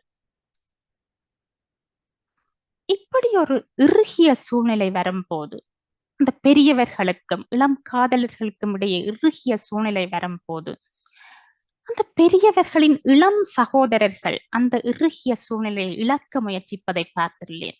2 வயதுக்கும் நடுவில் இருப்பவர்கள் கொஞ்சம் அந்த இறுகிய சூழ்நிலையை இழக்க முயற்சிப்பார்கள். அல்லது பேரன் பேத்தி, அப்பம்மா அப்பப்பா, அம்மம்மா அம்மப்பாவோ தலையிட்டு கொஞ்சம் பொறுமை காக்கும்படி பெரியவர்களையும் அறிவுறுத்தி தங்களுடைய பேர குழந்தைகளுக்கு மறைவுரை சொல்லி கொஞ்சம் அந்த இறுகிய சூழ்நிலையை இழக்க முயற்சிப்பது உண்மைதான். ஆனால் இந்த சந்திரனுக்கோ யாரும் இல்லை. தாய்க்கு நடப்பது எதுவுமே தெரியாது. துணை நிற்பது நண்பன் செந்திலும் சுதாவும் தான். அதே சந்திரனின் காதலுக்கு எதிர்ப்பு தெரிவிக்கும் போது அதே வயது தோழன் செந்திலில் சுதாவின் கருத்துக்களை பெரியோர் செவிமடுக்கப் போவதில்லை. யதார்த்தம் அதுதான். ஆருயிர் நண்பன் செந்தில் சந்திரனுக்கு துணை நிற்கின்றான், ஆறுதலாக இருக்கின்றான். ஆனால் ஒரு நம்பிக்கையை கொடுக்க முடியவில்லை. நீ துவண்டு போகாதே, நான் போய் நந்தினியின் பெற்றோரிடம் நான் போய் கதைக்கின்றேன் என்ற நம்பிக்கையை செந்திலால் கொடுக்க முடியவில்லை. அவனால் கொடுக்கவும் முடியாது. சக வயது தோழன், அதே வாழ்வியல் பக்குவம் அனுபவமும் உள்ளவன், தன்னால் இயன்றதை செய்கின்றான். தனது தாயை ராணி மாதிரி வைத்து பார்ப்பேன் என்று கூறிய சந்திரன் அடுத்த நாளோ அதற்கு அடுத்த நாளோ தன்னைத்தானே மாய்த்துக் கொள்கின்றான், தற்கொலை புரிகின்றான். நான் கூட நினைக்கவில்லை சந்திரனின் கதாபாத்திரம் இவ்வளவு விரைவில் நின்று போய்விடும் என்று. செந்திலும் சந்திரனின் தாய் சுமதியும் துவண்டு போகின்றனர். அதிலிருந்து, அந்த இழப்பிலிருந்து மீள வர துடிக்கின்றனர். இதன் போது செந்திலும் சுதாவும் காதலிக்கின்றனர். செந்தில் சுதாவை காதலிக்கின்றான் என்று கூறுவதை விட தனது ஆருயிர் நண்பன் சந்திரன் இழப்பிற்கு சுதா துணையாக இருக்கின்றாள். அந்த ஆறுதல் செந்திலுக்கு தேவைப்படுகின்றது. அந்த ஆறுதலை செந்தில் சுதாவில் எதிர்பார்க்கின்றான். அப்படித்தான் கூற முடியும்.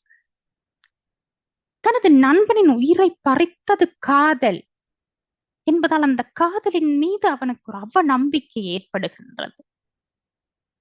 எப்போதெல்லாம் சந்திரனின் ஞாபகங்கள் அவனுக்கு வருகின்றனவோ, எப்போதெல்லாம் சந்திரனின் நினைவு தினங்கள் அனுஷ்டிக்கப்படுகின்றனவோ, எப்போதெல்லாம் அவன் சந்திரனின் தாய் சுமதியை போய் பார்க்கின்றானோ, அப்போதெல்லாம் அவனுக்கு அந்த காதலின் மீது உள்ள அவநம்பிக்கை அதிகரித்து கொண்டு போகின்றது. அதே நேரம் சந்திரனின் தாய் சுமதிக்கு மகனாகத்தான் இருந்து அவரை கவனிக்க வேண்டும் என்ற எண்ணமும் அவன் மனதில் வலுப்பெற்றுக் கொண்டு போகின்றது. ஆனால் சுதா கதாபாத்திரத்தை சியாமலாக்க பொறுமையானவளாக, ஒரு பக்குவம் நிறைந்தவளாக எழுதியுள்ள செந்திலின் மனதை சுதா மிகவும் புரிந்து கொள்கின்றார். இந்த நண்பனின் இழப்பு, அந்த இழப்பிற்கான காரணம் காதல், அதனால் தான் அவன் அந்த அவநம்பிக்கையோடு வாழ்கின்றான் என்பதை புரிந்து சுதா நடந்து கொள்கின்றார். ஆனாலும் தனது அந்த காதலின் மீது உள்ள அவநம்பிக்கையால், வார்த்தை கணைகளால் சுதாவை அவன் காயப்படுத்துகின்றான். பெண்கள் எல்லாரும் ஏமாற்றுபவர்கள், உனக்கே உன் மீது உன் காதல் மீது நம்பிக்கை இல்லை. இப்படி பல வசனங்கள் இந்த வார்த்தை கணைகளால் சுதாவின் மனதை காயப்படுத்துகின்றார். ஆனாலும் சுதா பொறுமையாக இருக்கின்றார். அப்படியே அவர்களுடைய பல்கலைக்கழக கல்வி முடிந்து சுதா மேற்படிப்புக்காக வெளிநாடு போக தயாராகின்றார். சுதாவும் செந்திலும் பிரிந்து வாழ வேண்டிய நிலை. இதன் போது பெற்றோர் பதிவு திருமணத்துக்கு ஆயத்தப்படுத்துகின்றனர். சுதாவும் செந்திலும் ஒரு முறை தனிமையில் சந்திக்கின்றார்கள். அவர்களுக்கிடையில் முதல் முத்தம். சுதாவிற்கு தெரியாமல் செந்தில் அந்த முதல் முத்த காட்சியை தனது கை தொலைபேசியில் படம் எடுக்கின்றார். ஒரு கட்டத்தில் சுதாவும் செந்திலும் உரையாடி கொண்டிருக்கும் போது செந்தில் கூறுகின்றான், நீ நினைத்தாலும் என்னை விட்டு போக முடியாது என்று. சுதா ஏன் எதற்கு அப்படி என்று கேட்கும் போது ஒரு கட்டத்தில் அவனுக்கு அந்த புகைப்படத்தை சுதாவிற்கு காட்ட வேண்டிய நிலை. இவ்வளவும் பொறுமைசாலியாக செந்திலின் மனதை புரிந்து கொண்டவள். அவனுக்கு காதலின் மீது அவன் நம்பிக்கை என்பதை புரிந்து கொண்டவள். தன் மீது சந்தேகம் கொண்டவள் என்பதை ஒரு பெண்ணாக அவளால் ஏற்றுக்கொள்ள முடியவில்லை. யதார்த்தமான உண்மையை சியாமளாக்கு அழகாக எழுதியுள்ளார். அந்த பொறுமைசாலி சுதாவிற்கு தன்னில் தன் காதலன் சந்தேகித்தவன் என்பதை பொறுத்து கொள்ள முடியவில்லை. ஆத்திரப்படுகின்றாள், வெகுண்டெழுகின்றாள். அந்த பதிவு திருமணத்தை நிறுத்துகின்றாள். அதன் பின்பு மேற்படிப்பை தொடர்வதற்காக வெளிநாடு செல்கின்றார்.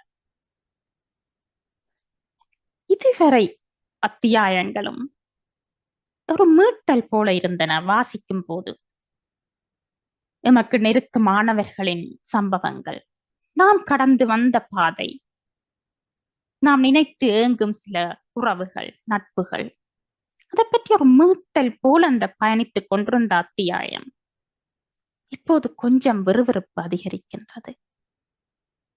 சியாமளாக்க வாசகர்களாகிய மக்கள் கேள்வி எழுப்புகின்ற, அடுத்ததாக என்ன நடக்கும்? சுதா வேறு யாரை திருமணம் செய்து கொள்வாளா? திருமணம் செய்து கொண்டாலும் அது தவறில்லைத்தானே. தன் மீது சந்தேகம் கொண்டவனோடு எப்படி வாழ்வை நடத்துவது? செந்திலுக்கு என்ன நடக்கும்? விறுவிறுப்பு கொஞ்சம் அதிகரிக்கின்றது.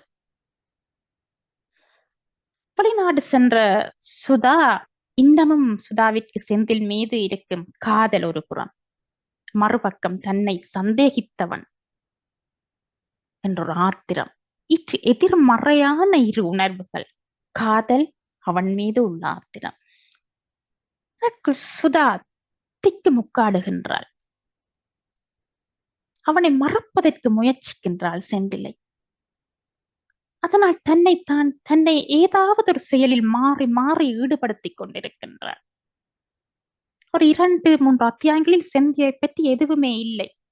சுதாவிற்கும் தெரியவில்லை செந்திலுக்கு என்ன நடந்தது என்று, வாசகர்களாகிய எமக்கும் தெரியவில்லை. அப்படி போகும்போது சுதா பல்கலைக்கழக கல்வியை முடித்து திடீரென மீண்டும் தாயகம் திரும்புகின்றாள். திடீரென வந்து பதிவு திருமணத்தை நிறுத்திவிட்டு வெளிநாடு போய் சில வருடங்களுக்கு பின்பு மீண்டும் திடீரென வந்து இறங்கும் சுதாவின் தாய் தந்தை கண்ட அந்த நெகிழ்ச்சியான காட்சி ஒரு அத்தியாயத்தில் சியாமளாக்கு எழுதியிருந்தார். அந்த அத்தியாயத்திற்கு இந்த நாவலில் பெரும் முக்கியத்துவம் இல்லை. ஆனாலும் அந்த நெகிழ்ச்சியான அந்த விடயத்தை எழுதியது வாசிக்கும் போது ரசிக்கக்கூடியதா இருந்தது. சுதாவின் தலையில் இருக்கும் அந்த 2 நரை முடிகளை தந்தை பார்ப்பது, தாய் அவளுக்கு பிடித்த உணவை உடனே தயார் செய்வது, அப்படி அந்த அத்தியாயம் முக்கியமாக இல்லாவிட்டாலும் அந்த நெகிழ்ச்சியை அவர் எழுதிய விதம் வாசகர்களாகிய நமக்கு ரசிக்கக்கூடியதாக இருந்தது. இன்னமும் செந்திலை பற்றி எதுவும் தெரியவில்லை. சுதாவின் தந்தை வேணுமென்றே செந்திலும் சுதாவும் சந்திக்கும்படி ஒரு தருணத்தை உருவாக்குகின்றார். இதை எதிர்பார்க்காத சுதா எதுவுமே பேசவில்லை. ஆனாலும் அவனை சந்தித்த பின் அவனை மறப்பதற்கு இன்னும் கடினப்படுகின்றார். இன்னமும் அந்த காதலும் இந்த ஆத்திரமும் போராடி கொண்டுதான் இருக்கின்றன. ஆனாலும் சுதா சந்திரனின் தாய் சுமதியை இன்னும் போய் பார்க்கவில்லை. குற்றம் மேலிட்டினால் சுமதியை பார்ப்பதற்காக சுதா செல்கின்றார். செந்தில் காதலின் மீது அவநம்பிக்கை உள்ளவன், சுதாவையே சந்தேகித்தவன். அதனால் தான் அந்த புகைப்படம் எடுத்தவன். நாம் வாசகர்களாகிய நாமும் அந்த சுதாவும் நினைக்கும் போது சந்திரனின் தாய் கூறுகின்றார், நீ அவனை விட்டு போய்விடக் கூடாது என்ற பரிதவிப்பினால் செய்த அந்த காரியம் என்று. ஓ, அதற்கு இன்னொரு பக்கமா? எப்போதும் நாம் மற்றவர்களில் காணும் எதிர்மறையான உணர்வுகள். அவர் என்னில் கோபப்படுகின்றார், அவர் என்னை வெறுக்கின்றார், அவர் என்னை ஒதுக்குகின்றார். இப்படியான எதிர்மறையான உணர்வுகளுக்கு வெளிப்படையாக ஒரு காரணம் இருக்கும். அதைத்தான் நாம் உடனே இதுதான் காரணம் என நினைத்துக் கொள்வோம். அதற்கு பின்னால் மறைவாக வேறொரு காரணம் இருக்கலாம் என்ற உண்மையை இலகுவாக சியாமளா எழுதியுள்ளார்.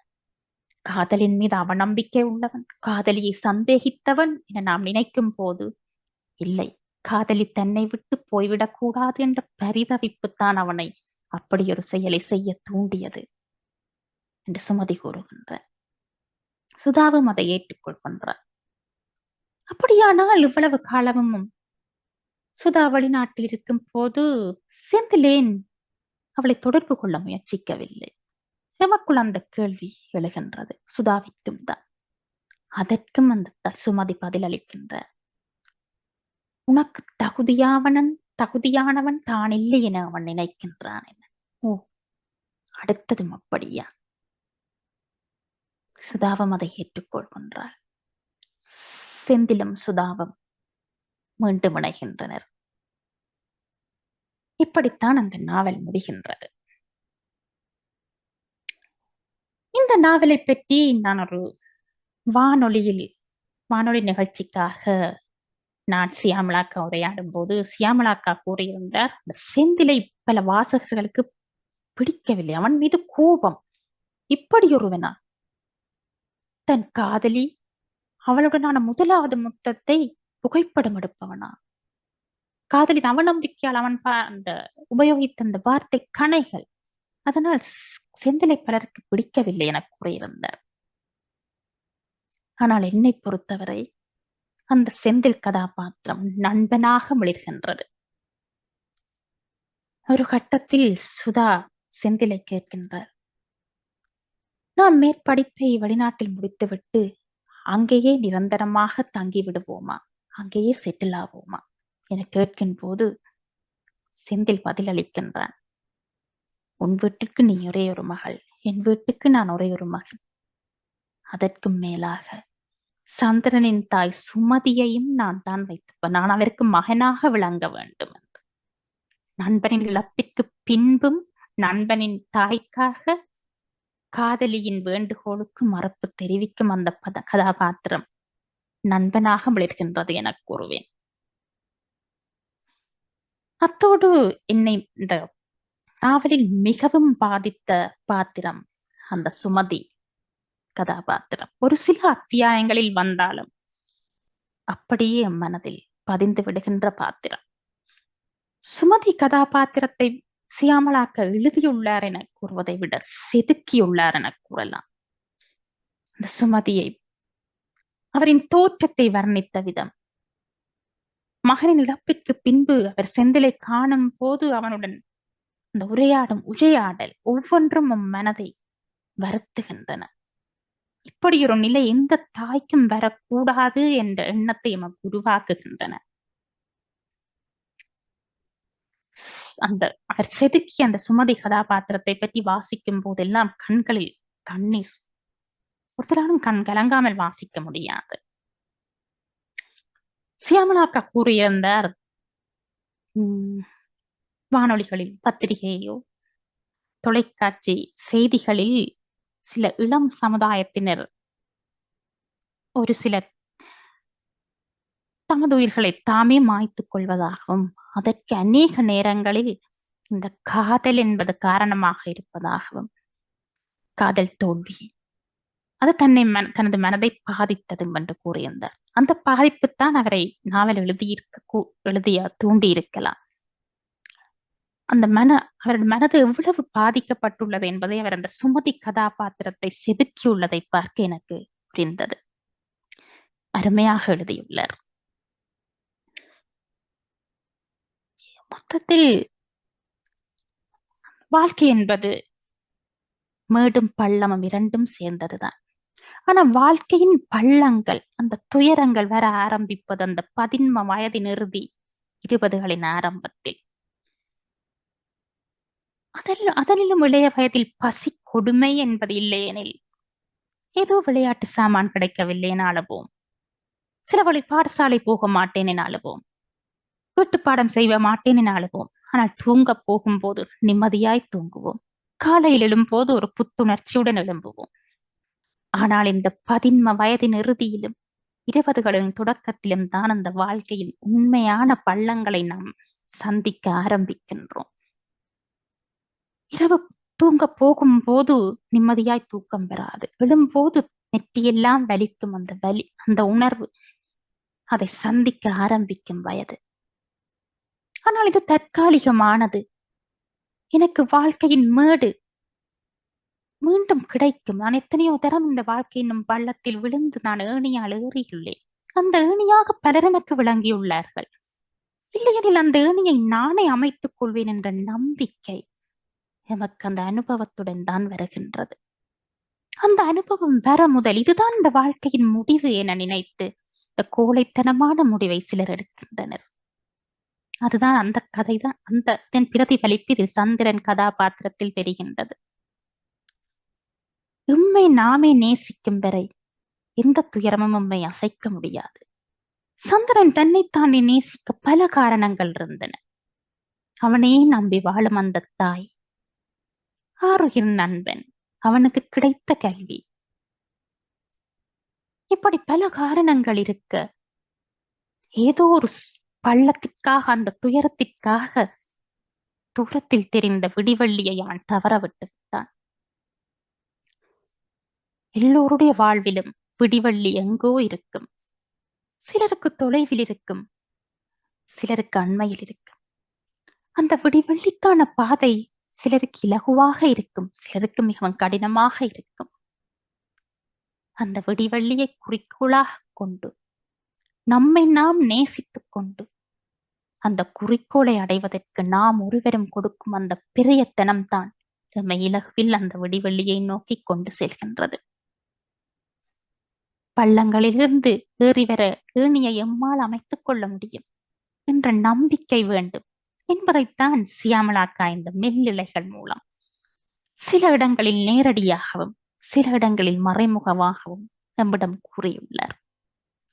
அந்த அருமையான தகவலை இளம் சமுதாயத்தினருக்கு பகிர வேண்டும் என்ற எண்ணம் சியாமளாக்காவிற்கு நன்றி. இலகுவான தமிழில் எழுதிய உங்களுக்கு மிகவும் நன்றி. இவ்வளவு நேரமும் மிகவும் பொறுமையுடன் இருந்து எனது கருத்துக்களை செவிமடுத்து உலகெங்கும் வாழும் என் தமிழ் மக்களுக்கு நன்றிகள். அத்தோடு மட்டுமில்லாமல் நிகழ்ச்சியை ஒருங்கிணைப்பு செய்த திருமதி பவானி சத்குண செல்வம் மற்றும் தொகுப்பாளர் திரு ராஜ் குலராஜ் அவர்களுக்கும் எனது நன்றிகள். நன்றி, வணக்கம். நன்றி. இதுவரை நீங்கள் கேட்டது இசையில்லாத இசையும் கதையும் விமர்சனம், இப்படித்தான் நான் சொல்வேன். அருமை அருமை அருமை. மிகவும் நன்றாக இருந்தது. ஒரு பார்க்காமலே அப்படியே அவ்வளவத்தை மேப்பிங்ல வச்சுக்கொண்டு, அதாவது அந்த ஒரு படமாக வச்சுக்கொண்டு இப்படியும் கதைக்க முடியும் என்பதற்கு நீங்கள் ஒரு உதாரணம். வளர்ந்து வரும் கலைஞர் என்று அந்த சொல்லியிருந்தார்கள். ஆனால் ஒரு வானொலியிலே அல்லது நான் எங்கேயோ இருந்தேன், அந்த இரவன் மடியில் தாலாட்டு என்று கேட்டிருக்கிறேன். ஆனால் இசையும் கதைக்கு அந்த ஏற்ற இறக்கங்கள் அருமை அருமை. உங்களுக்கு சொல்லுக்கே பஞ்சம் இல்லை. இந்த இந்த நாவலை தந்து உங்களை விட்டிருந்தால் நிச்சயமாக நீங்கள் 24 மணி நேரமும் கதைக்கக்கூடியதாக இருக்கும் என்பது நன்றாக இருந்தது. இது என்னுடைய தனிப்பட்ட கருத்து. அருமை அருமை. ஏனென்றால் இந்த கதைகள் சொல்லுகின்ற போது அந்த கதைகளை நீங்கள் எப்படி ரசிக்கிறீர்கள், எப்படி அதை சொல்கிறீர்கள் என்று சொல்லுகிற போது அருமையாக இருந்தது. வாழ்த்துக்கள். பைந்தமிழ் சாரல் தொடர்ச்சியாக இப்படியான கலைஞர்களை, இந்த விமர்சகர்களை எதிர்பார்த்து காத்திருக்கிறது. உங்களுக்கு அது பரமார்ந்த பாராட்டுக்களை தெரிவித்துக் கொள்கிறோம். சரி, அடுத்ததாக நாம் இந்த நிகழ்விலே என்னுடைய கருத்துக்களுக்கு அப்பால் மற்றைய கருத்தாளர்களையும் இந்த நிகழ்விலே எடுத்துக்கொள்வோம். அவர்களுடைய கருத்தையும் பகிர்ந்து கொண்டு முடிந்த அளவு என்னால் கருத்துக்களை எடுக்க காத்திருக்கிறேன். முதலாவதாக நான் அழைக்க இருப்பவர், அவரை தொடர்ந்து நீங்கள் உங்களுடைய கை சமிக்கைகளை இந்த உங்களுடைய ப்ரொஃபைல் அதுக்குள்ளார காட்டுவீர்களாக இருந்தால் எனக்கு ஒவ்வொருவராக அழைக்கக்கூடியதாக இருக்கும். ஏனென்றால் யார் யார் நீங்கள் கருத்து சொல்ல விரும்புகிறீர்கள் என்பதை என்னால் புரிந்து கொள்ள முடியாது. நான் தனிப்பட்ட முறையிலே அழைக்க விரும்பவில்லை. ஆகவே அதை செய்யுங்கள். எமது மண்ணின் மகள் பிரபல எழுத்தாளர் தாமரை செல்வி அவர்களிடம் முதலாவதாக செல்வோம். வணக்கம். உங்களுடைய அனைவருக்கும் வணக்கம்.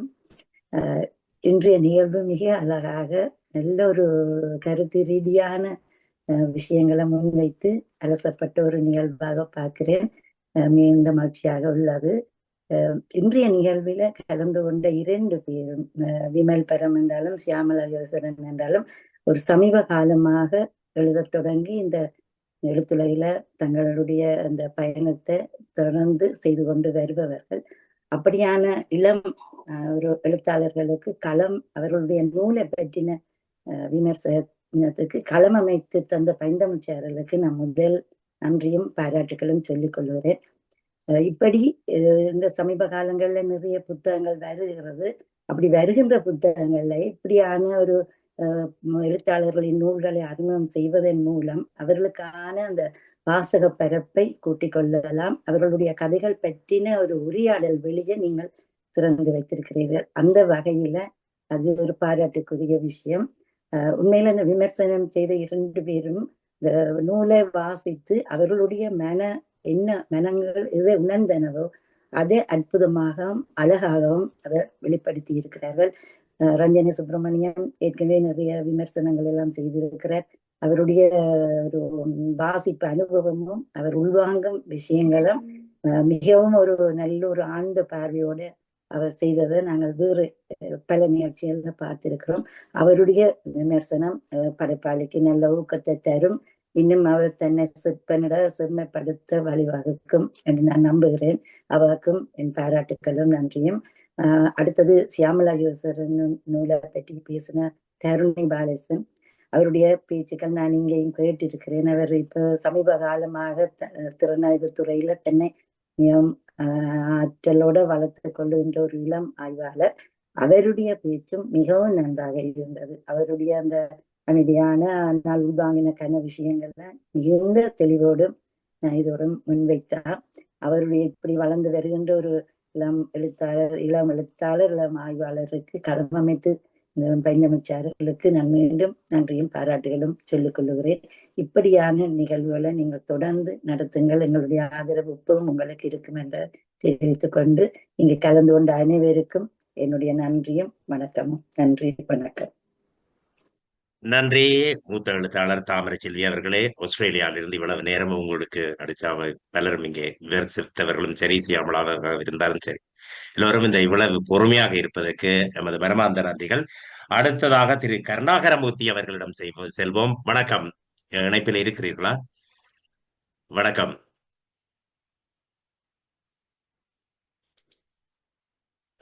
வணக்கம். இல்லையா? இருக்கிறாரா? இருக்கிறார். விருப்பம் இல்லாட்டி பிரச்சனை இல்லை. வேற சரி. அடுத்ததாக நீங்கள் யாராவது கருத்துக்கு கூற விரும்பினால் தயவு செய்து உங்களுடைய கை சமிக்கைகளை சமிக்கைகளை பதிவு செய்யுங்கள். இல்லை என்றால் உங்களுடைய கைகளை நீங்கள் இந்த உங்களுடைய முகங்களை காட்டி வருவீர்களானால் எங்களுக்கு அழைக்கக்கூடியதாக இருக்கும். அடுத்ததாக இங்கே இணைப்பிலே இருப்பவர் வணக்கம். கௌசி கௌசி முரளி என்ன முருகானந்தனா வணக்கம்.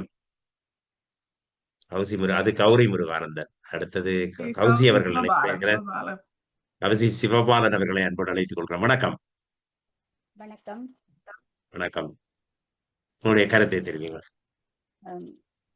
நான் இந்த ஒரு எல்லாவற்றையும் ஆரம்பத்திலிருந்து கேட்டுக்கொண்டிருந்தேன். மிக சிறப்பாக இது நடைபெற்றது. இதிலே ஒரு தீதும் நன்றும் என்ற நூல் நான் வாசித்திருக்கிறேன் முதலே. அது பற்றி ஒரு கதையை நாங்கள் எடுத்து ஆய்வு செய்தோம். ஒரு கதையை மாத்திரம் எடுத்து, ஒரு கதைக்குள்ளேயே இத்தனை விடயங்கள் இருந்தால் மற்ற கதைகள் எப்படி இருக்கும் என்பது சொல்லி தெரிய வேண்டிய அவசியம் இல்லை. அதை ரஞ்சினி அவர்கள் மிக சிறப்பாக அந்த நூலை ஆய்வு செய்து சொல்லி இருந்தார். அதே போல எனக்கு அந்த புத்தகத்தை அந்த நூலில் வாசிக்கின்ற போது நான் அறியக்கூடிய என்ன என்று சொன்னால், இந்த சமூகம் யுகங்கள் தாண்டி எத்தனை வருடங்கள் சென்றாலும் அந்த மனதிலே எந்தவித மாற்றங்களை கொண்டு வர மாட்டாது என்பதுதான் தெரிகின்றது. எழுத்தாளர்கள் தங்களுடைய கருத்துக்களை சொல்லிக் கொண்டுதான் இருக்கிறார்கள். சிறப்பாக எப்படியோ தங்கள் மனதிலே இருக்கின்ற எண்ணங்கள் இப்படியோ வெளியிலே அதை கொட்டிவிட்டு போக வேண்டும். அது என்னுடைய கதை சிறந்த கதை, என்னை தவிர வேறு யாரும் எழுத மாட்டார்கள் என்ற ஒரு சிந்தனையும் எழுத்தாளர்களுக்கு இல்லை. எழுத்தாளர்களின் நோக்கம் தாங்கள் ஏதோ நாங்கள் கண்டது இந்த சமூகத்துக்கு சொல்ல வேண்டியது, அதை நிச்சயம் சொல்ல வேண்டும் என்று சொல்லிவிட்டு போபவர்களாகத்தான் இருக்கின்றார்கள். அந்த வகையிலே இந்த நூல் மிக சிறப்பாக இருந்தது. அதை ஆய்வு செய்தவரும் மிக சிறப்பாக ரஞ்சினி அவர்களும் ஆய்வு செய்திருந்தார். அதே போல மெல்லிழைகள் என்ற நூல் எனக்கு வாசிக்க சந்தர்ப்பம் கிடைக்கவில்லை. ஆனால் இனி வாசிக்க தேவையில்லை போல இருந்தது. அந்த விதமாக ஆரம்பமிருந்து முடிவு வரை மிக சிறப்பாக அமைதியாக மிக சிறந்த ஆற்றல் மிக்க உரையை அவர் ஆற்றியிருந்தார். அது மிக சிறப்பு. ஆனால் எனக்கு ஒரு கேள்வி, ஒரு கதையை இப்படி முழுவதுமாக தொடக்கமிருந்து இறுதி வகை சொல்லலாமா என்றதுதான் என்னுடைய கேள்வி. ஒரு நூல் மற்றவர்கள் தேடி வாசிக்க வேண்டும், அதில் என்ன இருக்கின்றது, அதுக்குள்ள என்ன இருக்கின்றது, என்ன முடிவு வரும் என்ற ஒரு ஆவலை தூண்டிவிட்டு போகின்ற ஒரு ஆய்வாக இருந்தால் இன்னும் சிறப்பாக இருந்திருக்கு. இது தொடக்கத்தில இருந்து அந்த ஆய்வுகள் செய்கின்ற போது அதைத்தான் நான் கூடுதலாக விரும்புவேன். ஏனென்றால் கேட்பதற்கு சுவையாக இருக்கின்றது, மிக சிறப்பாக இருக்கின்றது, ஆவலாக இருக்கின்றது. ஆனால் இதுதான் முடிவு என்று தெரிந்துவிட்டால் அந்த வாசிப்பு ஓட்டம் எங்களுக்கு தடைப்படும். இதுதானே என்று எதிர்பார்த்து கொண்டுதான் வாசித்துக் கொண்டு போவோம் என்று என்னுடைய அபிப்பிராயத்தை நான் சொல்லுகின்றேன். ஆய்வுகள் செய்கின்ற போது இறுதி முடிவை சொல்லிவிடக் கூடாது. இறுதி முடிவு என்ன என்று வாசகருடைய கையிலே கொடுத்து விட வேண்டும். நாங்களாக தேடி அதை இப்போ இவருடைய கதை சொன்ன விதம் எல்லாம் அற்புதமாக இருந்தது. அப்போது எனக்கு உள்ளுக்குள்ளே ஒரு எண்ணம் வந்தது, நிச்சயமாக இந்த நூலை வாசிக்க வேண்டும் என்ற ஒரு ஆவல் இருந்தது. ஆனால் இதுதானே என்று வந்தால் அதை வாசிக்கின்ற போது இதுதானே வரப்போகின்றது என்று எங்களுக்கு தெரிந்துவிடும். இது சரியோ பிழையோ தெரியாது, என்னுடைய மனதில் தோன்றியதை நான் கூறினேன். மற்றபடி அந்த நூல்கள் இரண்டும் மிக சிறப்பாக இருந்தது. இன்றைய நிகழ்ச்சி மிக சிறப்பாக இருந்தது. இதை ஒருங்கமைத்த ராஜ்குலராஜா அவர்களுக்கும் பவானி அவர்கள் ஒவ்வொரு முறையும் அந்த நிகழ்ச்சி பற்றி எனக்கு அறிவித்துக் கொண்டிருக்கார். நகத்தம் வர முடியாது சொன்னவன் இன்று எப்படியும் இணைந்து என்னுடைய குரலையும் பதிவு செய்து விட வேண்டும் என்று நான் நினைத்தேன். நன்றி பவானி, எனக்கு இந்த இணைப்பை எனக்கு அனுப்பியதற்கு மிக்க நன்றி. எழுத்தாளர்கள் தொடர்ந்து எழுதுங்கள். இன்னும் விமல்பரம் அவர்களிடம் இருந்து இன்னும் நான் எதிர்பார்க்கின்றேன். அதே போல் சியாமலா அவர்களிடமிருந்து இன்னும் எழுத்துக்களை நான் எதிர்பார்க்கின்றேன். மிக்க நன்றி. இந்த சந்தர்ப்பத்தை எனக்கு வழங்கியதற்கு மிக்க நன்றி. நன்றி கௌரி, அருமை அருமை, உங்களுடைய கருத்துக்கு நன்றி. ஒருங்கிணைப்பாளர் பவானி சக்குன செல்வம், நான் நிகழ்ச்சி தொகுப்பு மாத்திரமே. நன்றி. அடுத்ததாக இங்கே திருமதி கௌரி முருகானந்தன் அவர்கள் இணைப்பில் இருக்கிறார். வணக்கம். உங்களுடைய ஒலிவாங்கியை சரி செய்து கொள்ளுங்கள். நன்றி. வணக்கம். வணக்கம். வணக்கம். மன்னிக்க வேண்டும், நீங்கள் முதல்ல அழைத்த போது நீங்க கௌஷி என்று அழைத்ததால நான் அவரைத்தான் நீங்கள் அழைக்கிறீர்கள் என்று நினைச்சிட்டு தடுமாறி சொல்லிட்டேன். சரியா, சரி. வணக்கம். ஓகே, பரவாயில்ல. வணக்கம். அருமையான விமர்சனங்கள். இன்றைக்கு ரெண்டு நூல்களுமே அருமையாக விமர்சிக்கப்பட்டிருந்தன. முதல்ல கௌஷி கூறிய மாதிரி எனக்கு விமல் பரம்ட புத்தகம் வாசிக்க கிடைத்தது. அவர் என்னுடைய சகோதரியும் கூட. அவருடைய புத்தகத்தை வாசிச்சிருந்தேன். அதில் உண்மையாக நாங்கள் வாசிக்கும் போது ஒரு வியூவில் வாசிப்போம். ஆனால் இன்றைக்கு ரஞ்சினி சுப்பிரமணியம் அதை பற்றி விமர்சித்த போது இன்னொரு புதிய கோணத்தை நாங்கள் பார்க்கக்கூடியதாக இருந்தது. மீண்டும் அந்த கதைகளை திரும்பவும் வாசிக்க வேண்டும் என்ற ஒரு ஆவலை தூண்டி இருக்கிறது. அருமையான தலைப்போடு அந்த புத்தகத்தை அவர் எழுதியிருந்தார். அவருக்கும் வாழ்த்துக்கள். இன்னைக்கு விமர்சனம் செய்த டாக்டருக்கும் நன்றிகளும் வாழ்த்துக்களும். அடுத்தது ஷாம்லா அவர்களின் மெல்லிலை, அது எனக்கு வாசிக்க கிடைக்கல. நான் சிட்டியிலான் இருக்கிறேன் என்றபடியால் எனக்கு அது வாசிக்கிறதுக்கான வாய்ப்பு கிடைக்கும் என்று நான் நம்புகிறேன். மிக அருமையான தலைப்பு. அந்த தலைப்பும் அவன் இன்றைக்கு பாலேசன் கூறியது மாதிரி, தருணி சொன்னது மாதிரி அவன் கதை முழு கதையும் அவ கூறியிருந்தார். அந்த கதைக்கு ஏற்ற தலைப்பை நீங்க வைத்திருக்கின்றீர்கள். அந்த ஒரு ஒரு காதல் என்றா எவ்வளோ ஒரு மெல்லி ஒரு இதண்டதை நல்ல அருமையாக அவர் விமர்சனம் செய்திருந்தார். அதை எங்களுக்கு வாசிக்க வேண்டும் என்ற ஆர்வத்தை தூண்டுற மாதிரி அவர் முடிவை சொல்லியிருந்தாலும் அந்த ஒவ்வொரு கதாபாத்திரங்களும் அந்த பாத்திரங்களுக்குரிய உணர்வுகளையும் மிக அழகாக எழுதியிருக்கிறீர்கள் என்றதை உணரக்கூடியதாக இருந்தது. நன்றிகளும் பாராட்டுகளும். நன்றி கௌரி முருகானந்தன் அவர்களே, உங்களுடைய கருத்துக்கு நன்றி. இங்கே ஒரு என்றால் வைத்திய கலாநிதி செல்வ ரஞ்சினி சுப்பிரமணியம் அவர்கள் ஒரு பதிவிட்டிருக்கிறார். வாழ்த்துக்கள் தாரணி பாலேசன், நல்ல நிதானமான குரல், அருமையான பார்வை, கவர்ந்த அம்சங்களை அழகாக கூறியிருந்தார் என்று எழுதியிருக்கிறார். சரி, அதோடு ஆனா அஜந்தன் அவர்கள் இலங்கையிலிருந்து இணைந்திருக்கிறார். அவருடைய கருத்தை கேட்டுக்கொண்டு நான் ஏற்புரைக்கு செல்வோம். ஏனென்றால் நானும் இலங்கையில் இருப்பதால் எந்த நேரத்திலும் இந்த மின்சாரம் ஏதாவது செய்தால் நான் தொடர்ச்சியாக இருக்க முடியாத நிலைமை போகலாம். ஆகவே ஆனா அஜந்தன் அவர்களிடம் செல்வோம். வணக்கம். வணக்கம்.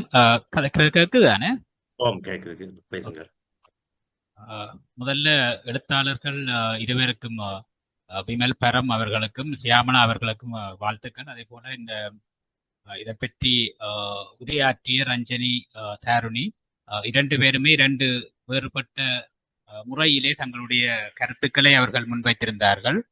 உண்மையில் இதிலே ஈழத்து எழுத்தாளர்களுடைய ஒரு சிறப்பு என்று சொன்னால், இந்த புனைவுகளுக்கு அப்பால் யதார்த்தத்தை எழுதுகின்ற அல்லது எங்களுடைய கண்முன்னே நடமாடுகின்ற பாத்திரங்களை தன்னுடைய கதைக்குள்ளே கொண்டு வருகின்ற ஒரு பாங்கு இருக்கின்றபடியினால அது இலகுவிலே வாசகர்களை தொற்றிக்கொள்ளுகின்ற அல்லது அவர்களுடைய அனுபவத்தை கிளறிவிடுகின்ற தன்மையை நாங்கள் இந்த இன்றைய இருவருடைய கருத்துக்களிலும் நாங்கள் பார்க்கக்கூடியதாக இருந்தது.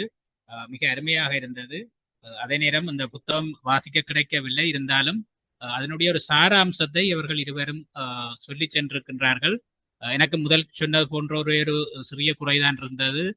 தாரணி அவர்கள் அந்த முழுமையாக சொல்லுகின்ற பொழுது அதில் எதுவும் விடுபட்டிருக்குமா என்ற ஒரு சந்தேகம் எங்களுக்கும் எழுந்ததுண்டு. சில அந்த தூண்டல்களோடு இருந்தால் இன்னும் கூடுதலாக இருக்கும் என்று நான் எதிர்பார்க்கின்றேன். எனவே அந்த அடிப்படையில இருவருக்கும் வாழ்த்துக்கள். எழுத்தாளர்களுக்கும் உரையாற்றியவர்களுக்கும் மிக சிறப்பாக தங்களுக்கான அந்த நேரத்தை மிக பக்குவமாக அவர்கள் பயன்படுத்தி சலிக்காமல் எல்லோரையும் ஈர்த்து வைத்திருந்ததற்கு அது அந்த எழுத்தாளர்களுக்கும் கிடைத்த வெற்றி, நிகழ்ச்சிக்கும் கிடைத்த வெற்றி. வாழ்த்துக்கள். நன்றி ஆனா அஜந்தன் அவர்களே. எல்லோரும் நீங்களும் சொல்கிற கருத்து, இங்கே கௌரி சிவபாலன் அவர்கள் சொன்ன கருத்தும் அது சரி. அவர் வளர்ந்து வருகின்ற கலைஞர். அவர் இனிமேலும் காலங்களிலே அவர் அப்படியான முழுக்களும் சொல்லாமல் அப்படியான கருத்துக்களை அவர் ஏற்றுக்கொள்வார் நம்புகிறோம். சரி, அடுத்ததாக நாம் இந்த நூலினுடைய ஏற்புரையை ஏற்றுக்கொள்வோம். ஏற்புரை வழங்குவதற்கு முதலாவதாக சியாமலா யோகேஸ்வரன் அவர்களை இந்த அரங்குக்குள் அழைத்துக் கொள்கிறேன். அதைத் தொடர்ந்து உங்களுக்கு ஒரு 3 நிமிடங்கள் எடுத்துக்கொள்ளுங்கள். அதைத் தொடர்ந்து மற்ற ஏற்புரைக்காக விமல் பரம் அவர்களிடம் செல்வோம். அதை பிற்பாடு சில இணைப்புகளை நான் உங்களோட இணைந்து கொள்ள இருக்கிறேன். வணக்கம் சியாமலா யோகேஸ்வரன் அவர்கள். வணக்கம். வணக்கம். இங்க இணைந்திருக்கும் அனைத்து இலக்கியவாதிகளுக்கும் எனது முதற்கண் வணக்கத்தை தெரிவித்துக் கொள்கிறேன். நல்ல ஒரு நிகழ்ச்சி இது. எனது 3வது நிகழ்ச்சி இணைந்து கொள்வது. மிகவும் சிறப்பாக நடந்திருந்தது. ஒவ்வொரு எழுத்தாளருமே தனது மனப்பதிவுகளை மிக அழகாக வெளிப்படுத்துவார்கள். அதை புரிந்து கொண்டு வாசிப்பது என்பது அடுத்த ஒரு தனிக்கலை. அந்த வகையில் அதை வாசித்து மிக சிறப்பாக விமர்சனம் செய்திருந்த ரஞ்சினி சிவசுப்ரமணியம் அவர்களுக்கும் தாரணி பாலேசன் அவர்களுக்கும் மிக்க நன்றி. விமல் பரம் அவர்களுடைய தீதும் நன்றும் கூட நான் வாசித்திருந்தேன். மண்ணின் மனம் வீசிய கதைகள், மனதை மிகவும் பாதித்த கதைகள், அதை பற்றி ஒரு விமர்சனமும் எழுதியிருக்கிறேன். வாழ்த்துக்கள் அவருக்கும். மேலும் எழுதி கொண்டிருக்கின்றார். அதை தவிர மெல்லிலைகள் என்ற எனது கதையை பற்றி ஒரு சின்ன ஒரு குறிப்பையும் சொல்ல வேண்டும். தாரணிக்கு கிடைத்த குற்றச்சாட்டில் 100% எண்ணித்தான் சார வேண்டும் என்றால் அவர் கேட்டிருந்தார், அதை முழுமையாக சொல்லலாமா என்று. நான் தான் அதற்கு சொல்லலாம் என்று சொல்லியிருந்தேன். ஏனென்று சொன்னால் எனது சிறுகதை, எனது நாவலும் சிறுகதையும் வெளியிட்ட போது எனது சிறுகதைக்கான விமர்சனத்தை தாரணி பாலேசன் அவர்கள் தான் செய்திருந்தார். அப்போது அவர் சிறப்பாகத்தான் செய்திருந்தார். எந்த கதைக்கான முடிவும் சொல்லவில்லை. அதை வடிவாக முடித்துவிட்டு வாசகர்களை தூண்டும் விதமாக பேசியிருந்தார்.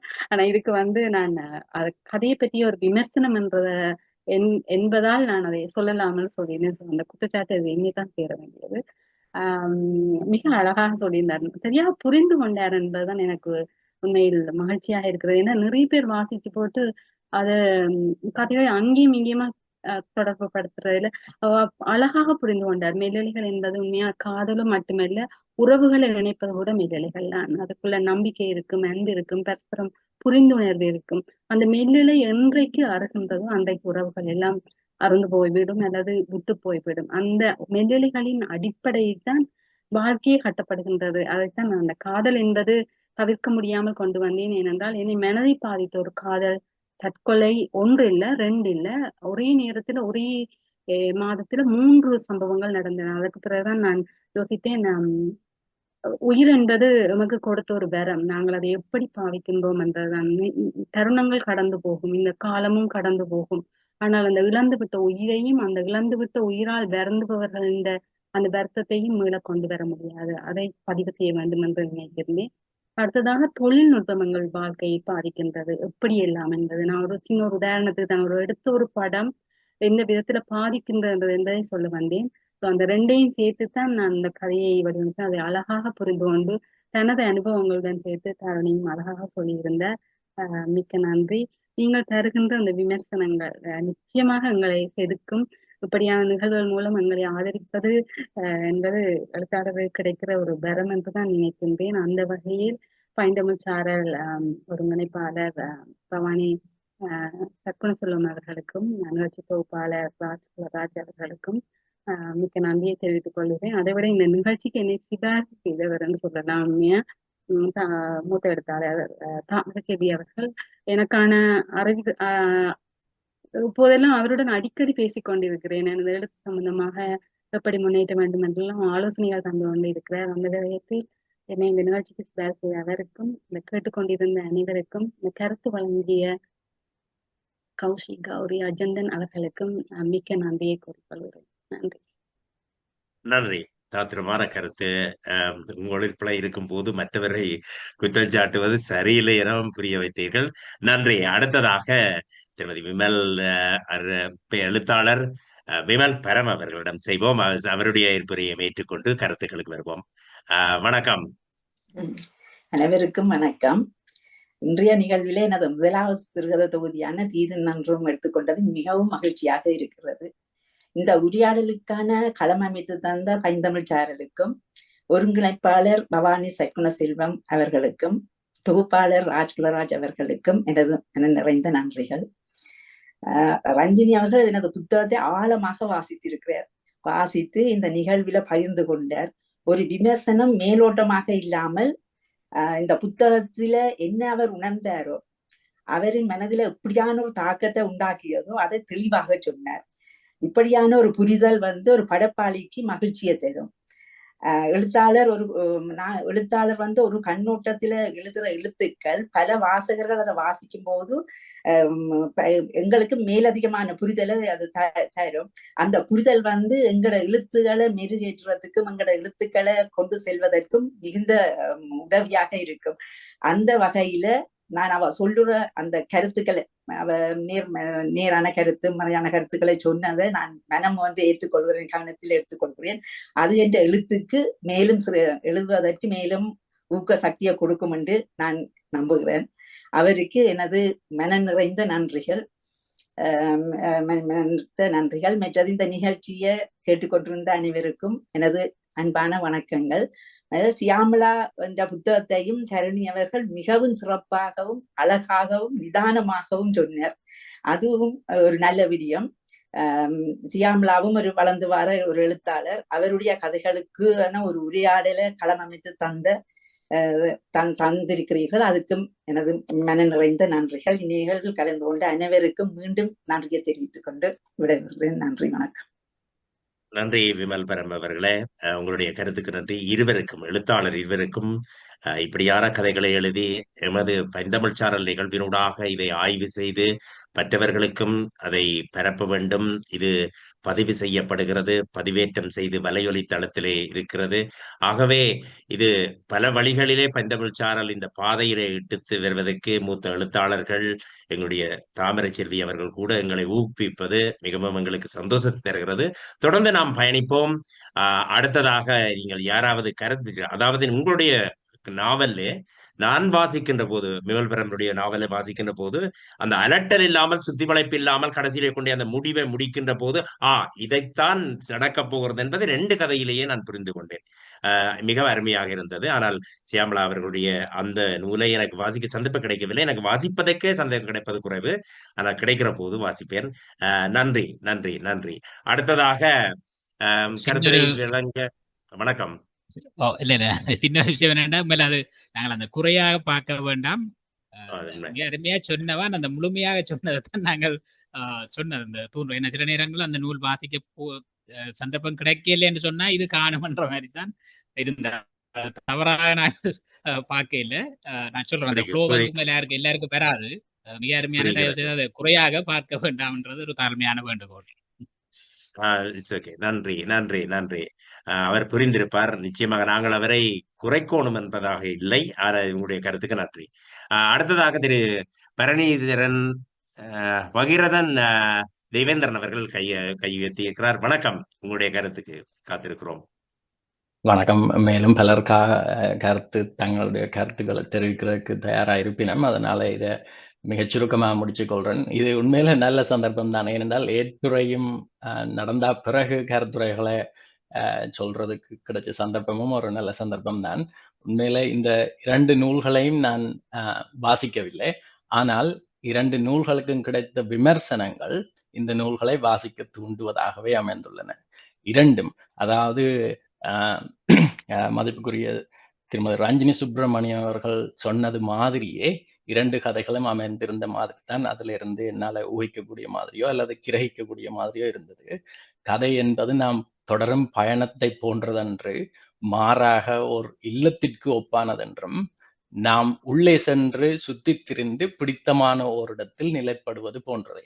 ஆனபடியால் அந்த கருத்து சொன்ன 2 பேருமே தாங்கள் எந்தெந்த இடத்துல நிலைப்பட்டு கொண்டிச்சினம், தாங்களை மிகவும் பாதிச்ச கதையின்ற மிகவும் பாதிச்ச அல்லது தங்களை ஈர்ப்புக்குள்ளாக்கிய இடங்களை மிக அழகாக சுட்டி காட்டியிருந்தினம். அதோட இந்த கதையின் முடிவை சொல்லலாமா சொல்லலாதா என்றதை கூட மிக ஒரு ஆரோக்கியமான தளமாக இதை பாவிச்சு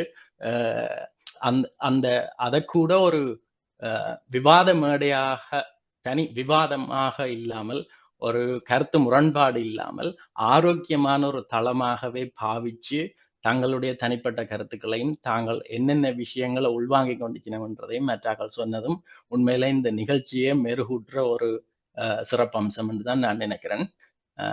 அத்தோட வளர்ந்து வர்ற ஒரு ஆளுக்கு சந்தர்ப்பம் கொடுத்து அவைய தட்டி கொடுத்து மேலே கொண்டு வாரதுல இந்த தளத்துல இணைந்து கொண்ட 34 பேருமே ஒருமித்த கருத்தோட இருக்கிறார்கள் என்றது மிக மிக மிகவும் மனதுக்கு திருப்தி தருவதாகவும் இருக்கிறது. இது தவிர இந்த 2 புத்தகங்களையும் நிச்சயமாக எனது வாசிப்பு பட்டியலில் சேர்த்துக்கொள்ள தூண்டிவிட்டீர்கள். நிச்சயமாக சேர்க்கப்பட்டும் விட்டன என்றுதான் நான் சொல்ல வேண்டும். இன்னும் ஒரு மிக மிக குறுகிய காலத்தில் நான் இதை சொல்லி முடிக்கின்றேன். நான் தற்போது இருக்கும் இடம் டாவின். ஃபேனா என்று சொல்லி ஒரு புயல் எம்மை கடந்து சென்றது. அதன் பின்னர் சில தொண்டு பணிகளுக்காக சென்றிருந்தேன். அங்கு போகும் பொழுது சாய்ந்திருந்த ஒவ்வொரு மரமும் என்றோ ஒரு நாள் நான் பார்த்த கழுத்தறுக்கப்பட்ட பனைகளை நினைவூட்டின. அப்பொழுது நினைத்து கொண்டேன், இவ்வாறான சிரமங்கள் எமக்கு அந்த காலத்தில் எப்படி இருந்தன என்பதை ஒவ்வொரு மரமும் நினைவூட்டி கொண்டுதான் சென்றது. அதே போல யுத்த சூழலை தாண்டி எம்மால் எழுத முடியுமா? ஆம், எழுத முடியும். காதல் கதைகளை எழுத முடியும், மெல்லிலைகளை கோர்க்க முடியும், நிச்சயமாக அவை தேவை.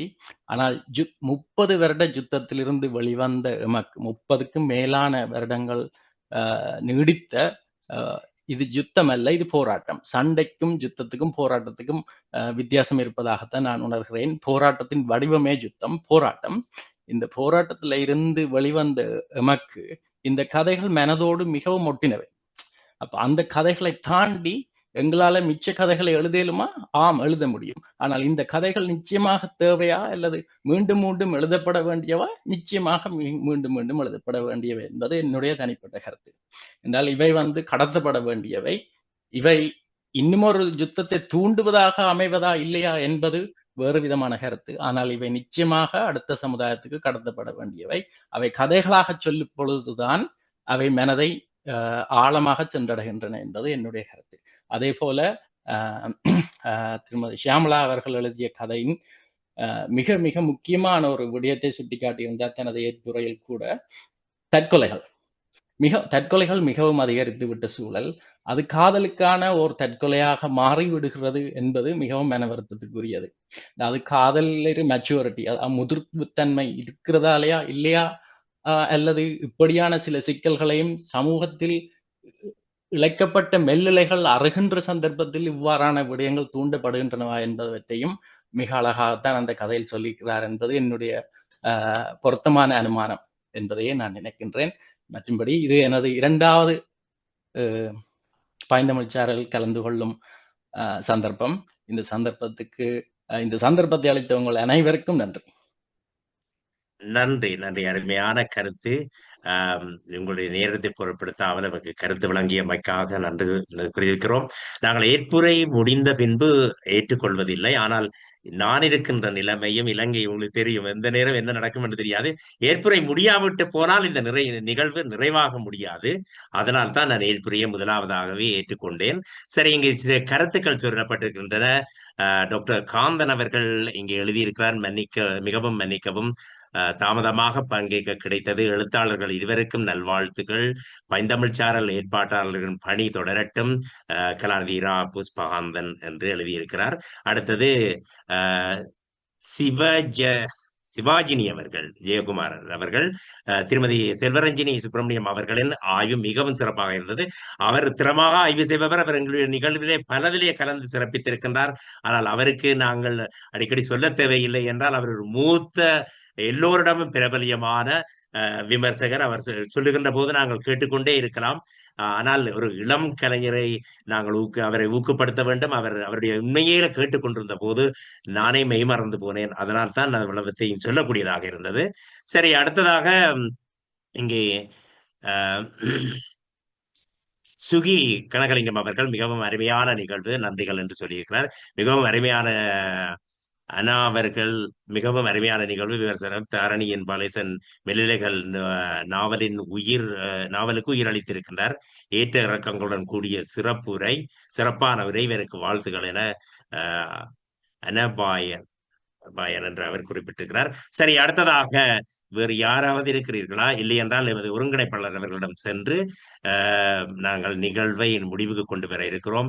எல்லோருடைய கருத்தையும் நாங்கள் ஏற்றுக்கொள்ள முடியாது, நேரம் கருதி. அல்லது இது தொடர்ந்து நீண்டு கொண்டால் இதை கேட்பவர்களுக்கு சகிக்க முடியாமல் போகலாம் இந்த பதிவேற்றம் செய்கிற போது. அதனாலே இன்னும் ஒரு அழைப்பை ஏற்றுக்கொண்டு எமது ஒருங்கிணைப்பாளரிடம் செல்வோம். யாராவது கருத்து கூற விரும்பினால் ஒரு சந்தர்ப்பம் தருகிறேன். வணக்கம். இல்லை, அப்படி ஒருவருமா இல்லை. சரி, இங்கே ஒரு கையெழுத்தப்பட்டிருக்கு. சிவாஜினி அவர்கள் தனது கரத்தை நீட்டியிருக்கிறார். வணக்கம், உங்களுடைய கருத்தை கேட்போம். வணக்கம்.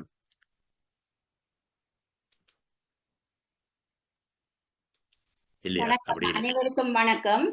வணக்கம். வணக்கம். இன்றைய நிகழ்வு உண்மையிலேயே மிகவும் சுவாரஸ்யமாக இருந்தது. எப்படி இவ்வளவு நேரம் போனதென்றே எங்களுக்கு தெரியவில்லை. அருமையான 2 விமர்சனங்கள். நீங்கள் கூறியது போல மூத்த விமர்சகர் வைத்திய கலாநிதி அவர்களுடைய விமர்சனங்கள் மிகவும் நன்றாக இருந்தது. அவர் மிகவும் அனுபவம் மிக்கவர். நான் பல முறை அவருடைய விமர்சனங்கள் இந்த பைந்தமிழ் சாரலிலேயே கேட்டிருக்கிறேன். மிகவும் நன்றாக இருந்தது. ஒவ்வொரு சிறுகதைகளையும் சுருக்கமாக அதில் இருக்கின்ற விஷயங்களை அவர் அழகாக நிதானமாக எங்களுக்கு கூறியதிலிருந்து, முக்கியமாக நான் எழுத்தாளர் விமல் பரம் அவர்களது சகோதரி, அவரது கதைகளை நான் பலமுறை வாசித்த நான். அதனால் காக்கைக்கும் தன் குஞ்சு பொன் குஞ்சு மாதிரி எனது அக்காவின் கதை எனக்கு பொன்தான். அது மிகவும் நன்றாக விமர்சித்திருந்தார். அவர்களுக்கு எங்கள் மனமார்ந்த நன்றிகள். மற்றது திருமதி ஷியாமளா அவர்களுடைய கதை, நான் இதுதான் அவரை முதலில் நேரடியாக பார்க்கிறேன். பெயர் கேள்விப்பட்டிருக்கிறேன், நான் நேரில் பார்த்தது எனக்கு மிகவும் மகிழ்ச்சியை தருகிறது. அவருடைய கதையை எனக்கு உண்மையிலேயே வாசிக்க வேண்டும் போல சரியான ஆவலாக இருக்கிறது. தாரிணி அவர்கள் இவ்வளவு இளம் வயதில் என்னை கவர்ந்த ஒரு விஷயம், அவர் மிக இள வயதில எவ்வளவு ஒரு அனுபவம் மிக்க ஒரு விமர்சகராக இவ்வளவு அந்த வார்த்தைகள் தடங்களின்றி நிதானமாக வாசிக்கிறது என்னை மிகவும் பிரமிப்புக்குள்ளாக்கினது. இப்படியான எங்கள் தமிழ் இளம் தலைமுறை தமிழில் பற்றுக்கொண்டு இப்படியான விமர்சகர்களாக வர வேண்டும். அவர்களை பார்த்து நாங்கள் பெருமைப்பட வேண்டும். அவர்களுக்கும் எனது மனமார்ந்த நன்றிகள். முக்கியமாக இந்த பைந்தமிழ் சாரல் ஒருங்கிணைப்பாளர்களுக்கு எங்களது மனமார்ந்த நன்றிகள். எங்களுடைய எதிர்கால சந்ததிகளை இப்படி நீங்கள் தமிழில் பற்றுள்ளவர்களாகவும் எழுத்தாளர்களாகவும் விமர்சகர்களாகவும் நீங்கள் உருவாக்க வேண்டும். அதை நாங்கள் பார்த்து மகிழ்ச்சி அடைய வேண்டும். எல்லோருக்கும் எனது நன்றியும் வாழ்த்துக்களும். நன்றி. உங்களுடைய அருமையான கருத்துக்கு நன்றி. அடுத்ததாக நன்றியுரையும் அதை பற்றிய கருத்துக்களை தெரிவிக்க எமது ஒருங்கிணைப்பாளரிடம் சென்று அதன் பிற்பாடு 2 விமர்சகர்களிடம் சிறு கருத்துக்களை ஏற்றுக்கொள்ள ஆவலாக காத்திருக்கிறேன். வணக்கம் எங்களுடைய ஒருங்கிணைப்பாளர் திருமதி பவானி சக்குணசெல்வம் அவர்களே, வணக்கம். இருக்கிறாரா? இலக்கிய நண்பர்களுக்கும் எனது மனமார்ந்த வந்தனங்கள். மீண்டும் ஒரு அருமையான பொழுது வளமை போல் என்றும் நிகழ்வு மிக அருமையாக நடைபெற்றிருந்தது. கனவியர் நிறைய பேர் இந்த தாங்களோட இதுகளை சொன்னபடியினால நான் சுருக்கமாக முடிக்கலாம்னு நினைக்கிறேன். 2 புத்தகங்களையும் நான் வாசித்திருந்தேன். 2ம் மிக அருமையான புத்தகங்கள். 2 விமர்சகர்களும் மிக அருமையாக தங்களுடைய ஆக்கபூர்வமான கருத்துக்களை முன்வைத்திருந்தார்கள்.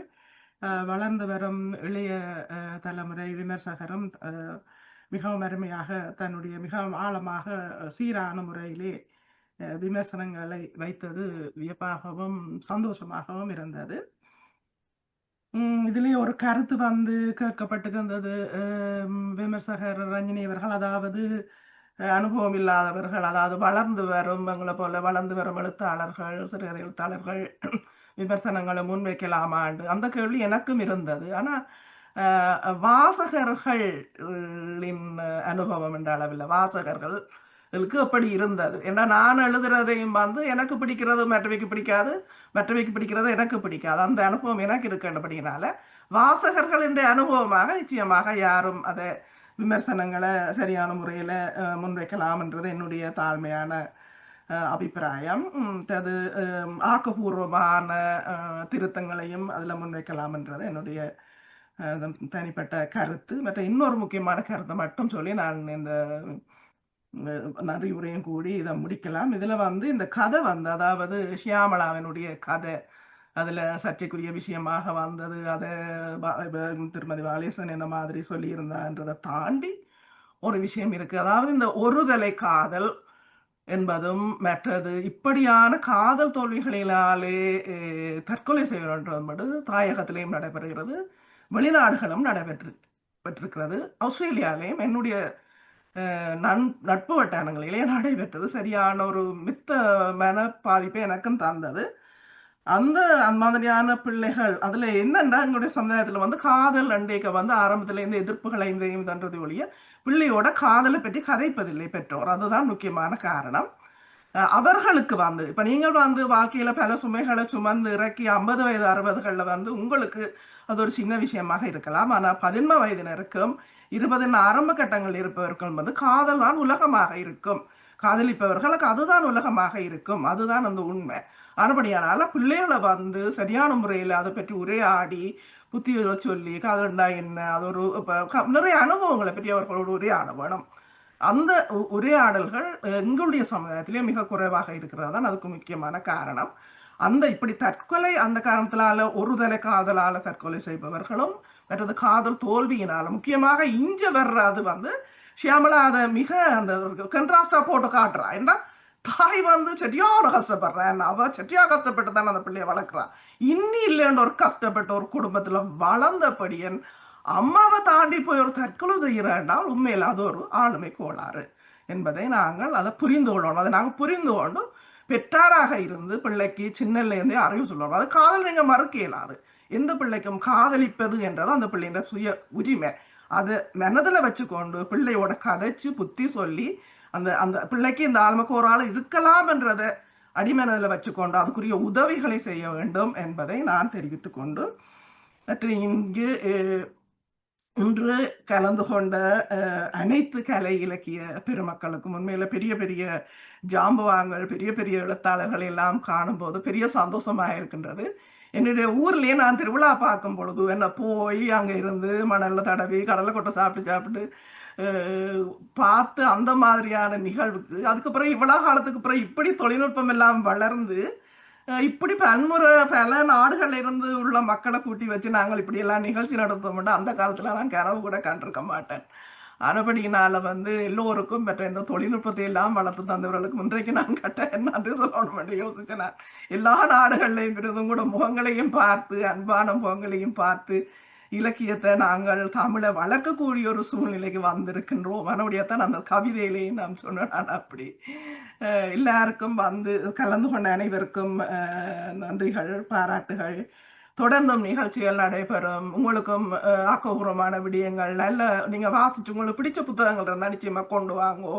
அல்லது வேற நிகழ்வுகள் கவியரங்கங்கள் அப்படியான நிகழ்வுகளை வந்து நாங்கள் தொடர்ந்து நடத்தணும். உண்மையிலேயே தம்பி பரணி பைரதன் சொன்ன மாதிரி நாங்கள் இப்ப கடந்த காலத்துல நடந்ததை நாங்க பதிக்கத்தான் வேணும். அதே நேரம் புதிய இதுகள் நாங்கள் வெளிநாட்டில் இனத்தென்றோம் புதுமைகளையும் நாங்கள் கொண்டு வரத்தான் வேணும். அதுகளையும் நாங்கள் அதை பற்றியும் நாங்கள் கதைக்கத்தான் வேணும். ஒவ்வொரு நாடுகளும் வாழ்ந்து கொண்டிருக்கின்ற எழுத்தாளர்கள் என்ற சிறுகதைகளை நான் வாசிச்சு கொண்டிருக்கிறேன். அப்போ உண்மையில வந்து அவ்வளோ அறிவுரிமையாக இருக்குது. என் மக்கள் என்ன மாதிரி ஜெர்மனில் என்ன மாதிரி எல்லா விஷயங்களையும் நாங்கள் கதைக்கக்கூடிய மாதிரி இருக்கு. இன்றைக்கு இப்படி போனால் கருணாகரமூர்த்தி மற்றது தாமரை செல்வி மற்றும் பெரிய இலக்கிய ஆளுமைகளை இங்கே நான் பார்த்தது மிகவும் சந்தோஷம். எல்லோருமே நல்ல எழுத்தாளர்கள் அமித்ஷாக்களும் நான் ஒரு பேரை சொல்லல. மூத்த எழுத்தாளர்களோட பேரை நான் 2 பேரை மட்டும் குறிப்பிட்டேன். நான் அனைத்து இலக்கிய பெருமக்களுக்கும் நான் மீண்டும் பைந்தமிழ் சார்பில் மனமார்ந்த நன்றிகளை கூறி விடைபெறுகின்றேன். வணக்கம். நன்றி திருமதி பவானி சக்குன செல்வம் அவர்களே. உங்களுடைய கருத்துக்கும் நன்றிக்கும் நன்றி. அடுத்த ஒரு இங்கே விமர்சனம் என்று இந்த ஒரு கருத்து எழுதப்பட்டிருக்கிறது, அது வாசிக்கிறேன். விசா பார்த்தீபன் அவர்கள் எழுதியிருக்கிறார். இலங்கையில்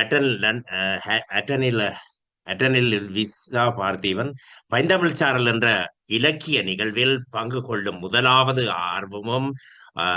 அமர்வும் ஆர்வமும் பற்றுமிக்க வாசகருமான தற்கால சமூகத்தில் அருகி வரும் இத்தினி கலையை அடுத்த சந்தைக்கு கடத்த வேண்டும் என்பது எனது எதிர்பார்ப்பாகும்.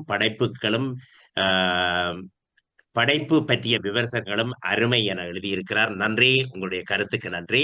சரி, அடுத்ததாக நான் முதல் சொன்னது போன்று இங்கே குற்றச்சாட்டுகள் வைக்கப்பட்டன, அவருடைய பாராட்டப்பட்டன. எனவே ஆகவே அவர்களுடைய கருத்தையும் கேட்டறிவது நல்லது.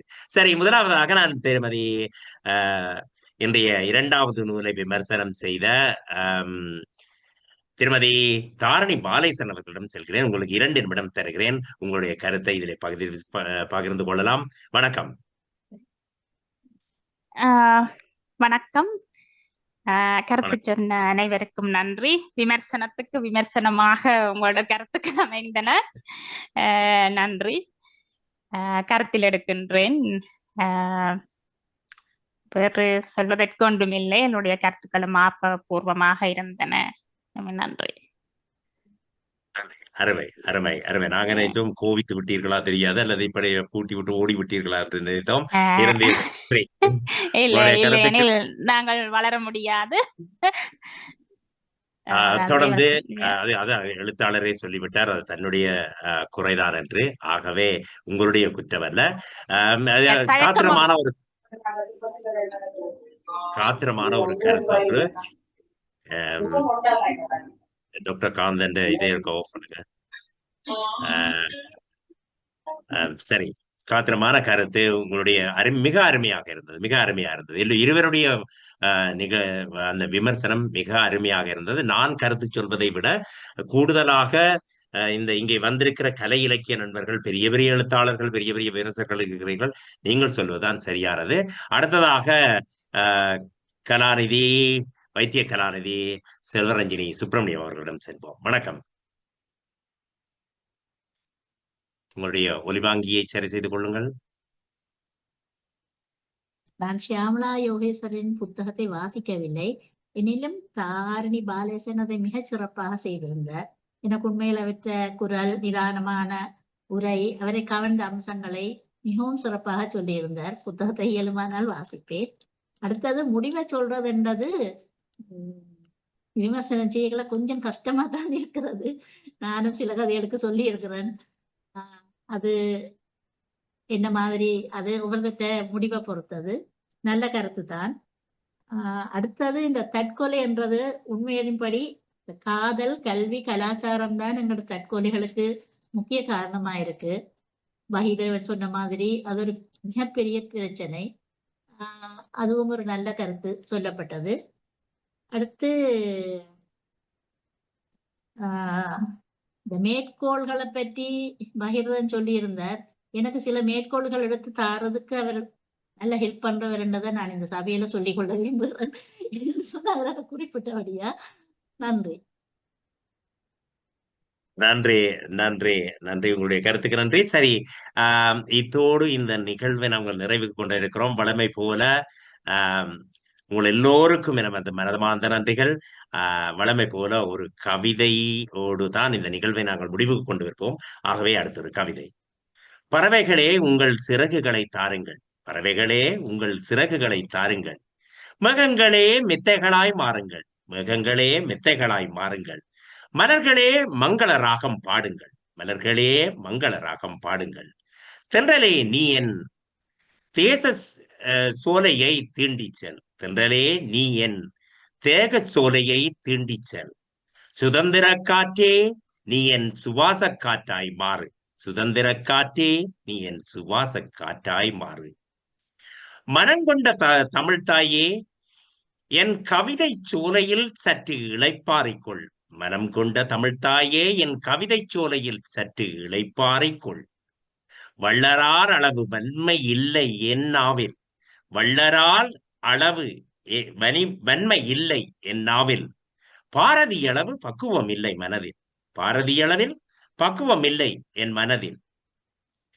ஆனால் உலக மொழியரங்கில் உன்னை உயர்த்தி பிடிக்கும் கரங்களில் என் கரத்தையும் இணைத்துக் கொள் விரும்பும் உன் இளைய மகன் நான், ஆனால் உலக மொழியரங்கில் உன்னை உயர்த்தி பிடிக்கும் கரங்களில் என் கரத்தையும் இணைத்துக் கொள்ள விரும்பும் உன் இளைய மகன் நான்.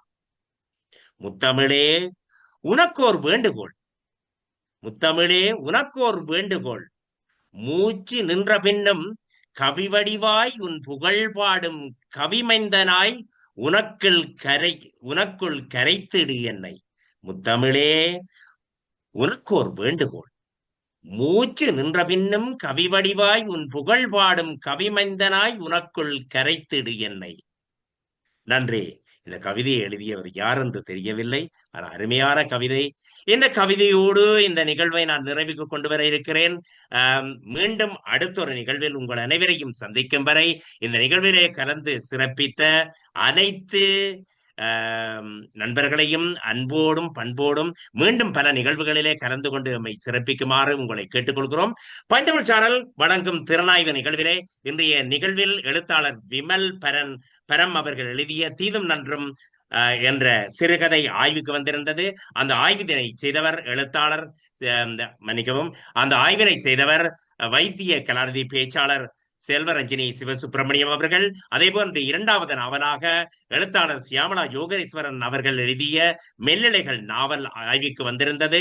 அதை திறம்பட ஆய்வு செய்திருந்தார் திருமதி தாரணி பாலேசன் அவர்கள்.